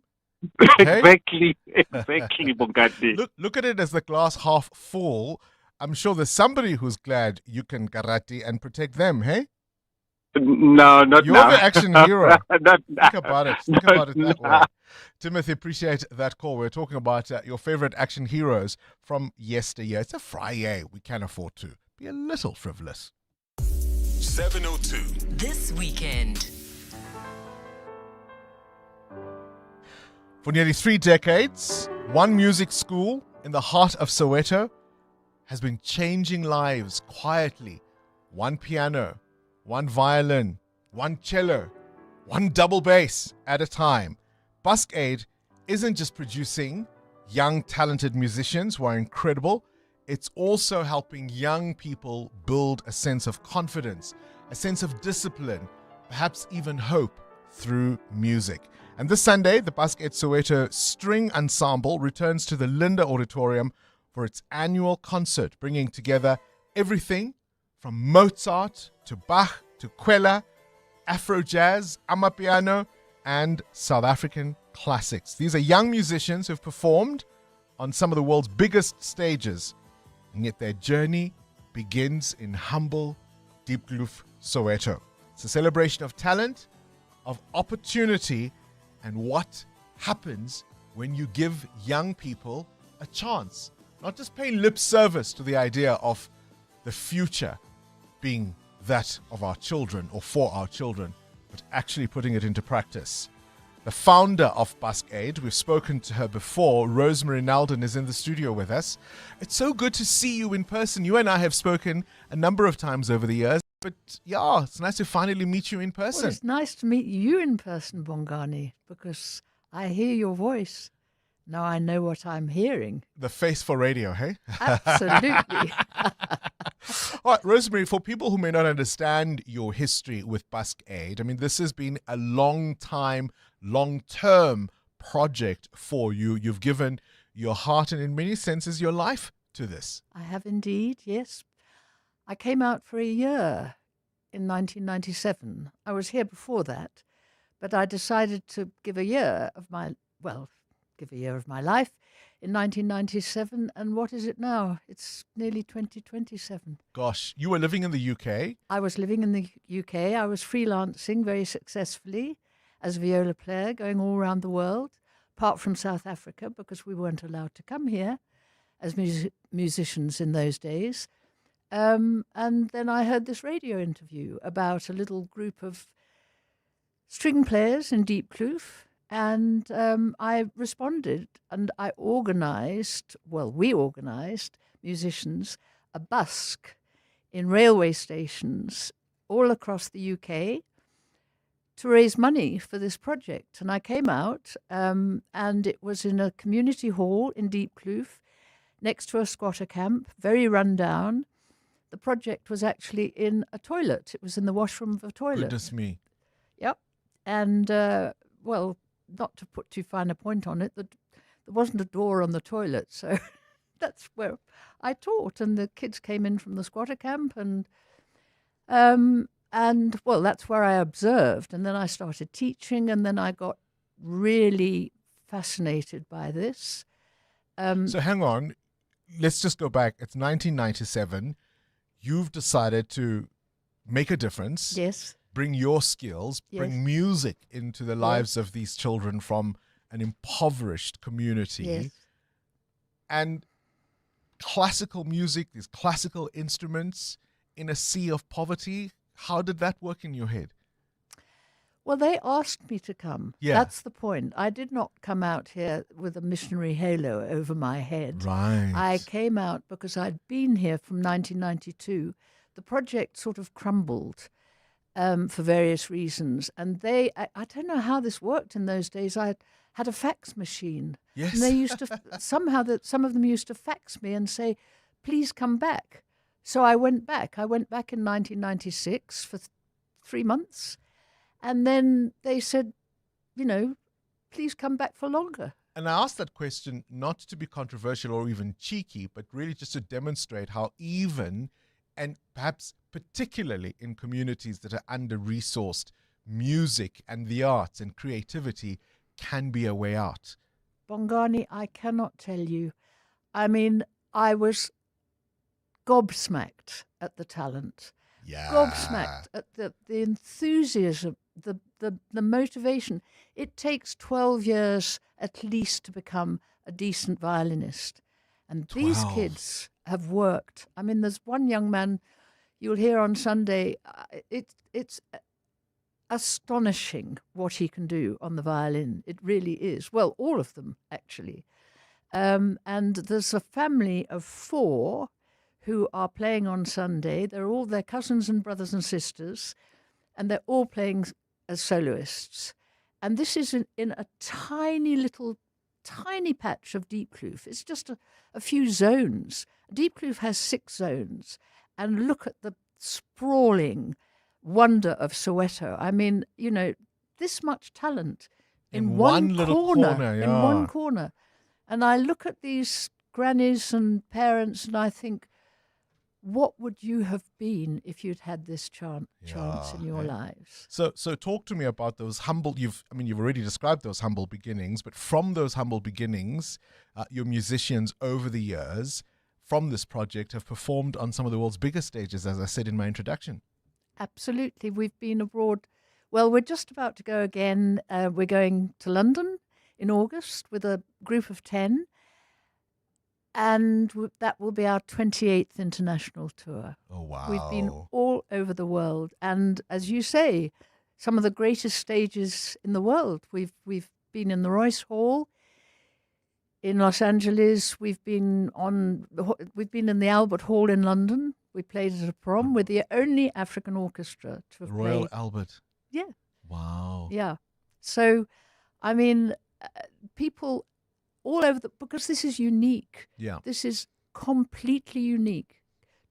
Young people and some children who can play such a mixture of music, classical music, and as you say, amapiano, pop music. We play all these different genres. And this concert on Sunday is going to showcase that versatility and that ability to just shift from one period of music from a composer born in the 1600s right up to now, to amapiano, which they adore. And of course, I think one of the things perhaps to stress is that we often think particularly of classical music as this elitist music only for the hoity-toity, but we forget at times that in the 1600s or 1700s, some of this music was, quite frankly, the popular music of the day. Of course. Right? Yes. And this was leveled in 1997. Somebody wrote something in a newspaper here and said, you know, what's going on here? This is elitist music. This is the music of sort of terrible negative implications. Yeah, the toffee nose. And I wrote to, I think it was the Star, and I said, come down to Deep Kloof, and this was 97. Yeah. And ask these young people if this is the way they behave, they feel. They won't know what you're talking about. They love it. And absolutely. That's why they're playing it. Well, it's happening this Sunday, the 19th of July, Busk Aid at the Linda Auditorium. And if you haven't seen these young people before, this will be a perfect chance for you to do so. And maybe, Rosemary, that's the question. For someone who's never been to a Busk Aid concert before, what can they expect at the Linda this Sunday? They can expect beautiful music, stunning music, energy, humour. They can get up and dance. We welcome that. And we once gave a concert not so long ago, and somebody came up to me afterwards and he said, and this is an absolutely true story, he said, I was going to emigrate, and now I realise what wonderful things there are in this country, what positive things, and I'm staying here. And that's what happens. You walk out of the Linda Auditorium and you feel transformed. You feel a different person. You might go in with quite a lot of negative thoughts about what's going on in the world, in this country, and you come out knowing that there is hope, life, wonderful things, and especially in this country. For that sense of the ineffable, go to the Linda Auditorium this Sunday and watch Busk Aid at the Linda. 7:02. More than a radio station. Let's walk the talk. Where's the time gone? It's 9 o'clock. The Clement Mangatela Show starts now. This is EWN. Good morning, I'm Sfiso Zulu. Public Protector Koleka Galega is expected to provide an update on his ongoing investigation into allegations that government failed to prevent food safety violations at spaza shops. In recent years, several children across the country have died from suspected food poisoning believed to be linked to products sold at the shops. The deaths prompted government to formalize the sector and launch a nationwide spaza shop registration drive. Alfa Ramushwana has more. Public Protector Koleka Galega has been investigating systematic failures by various organs of state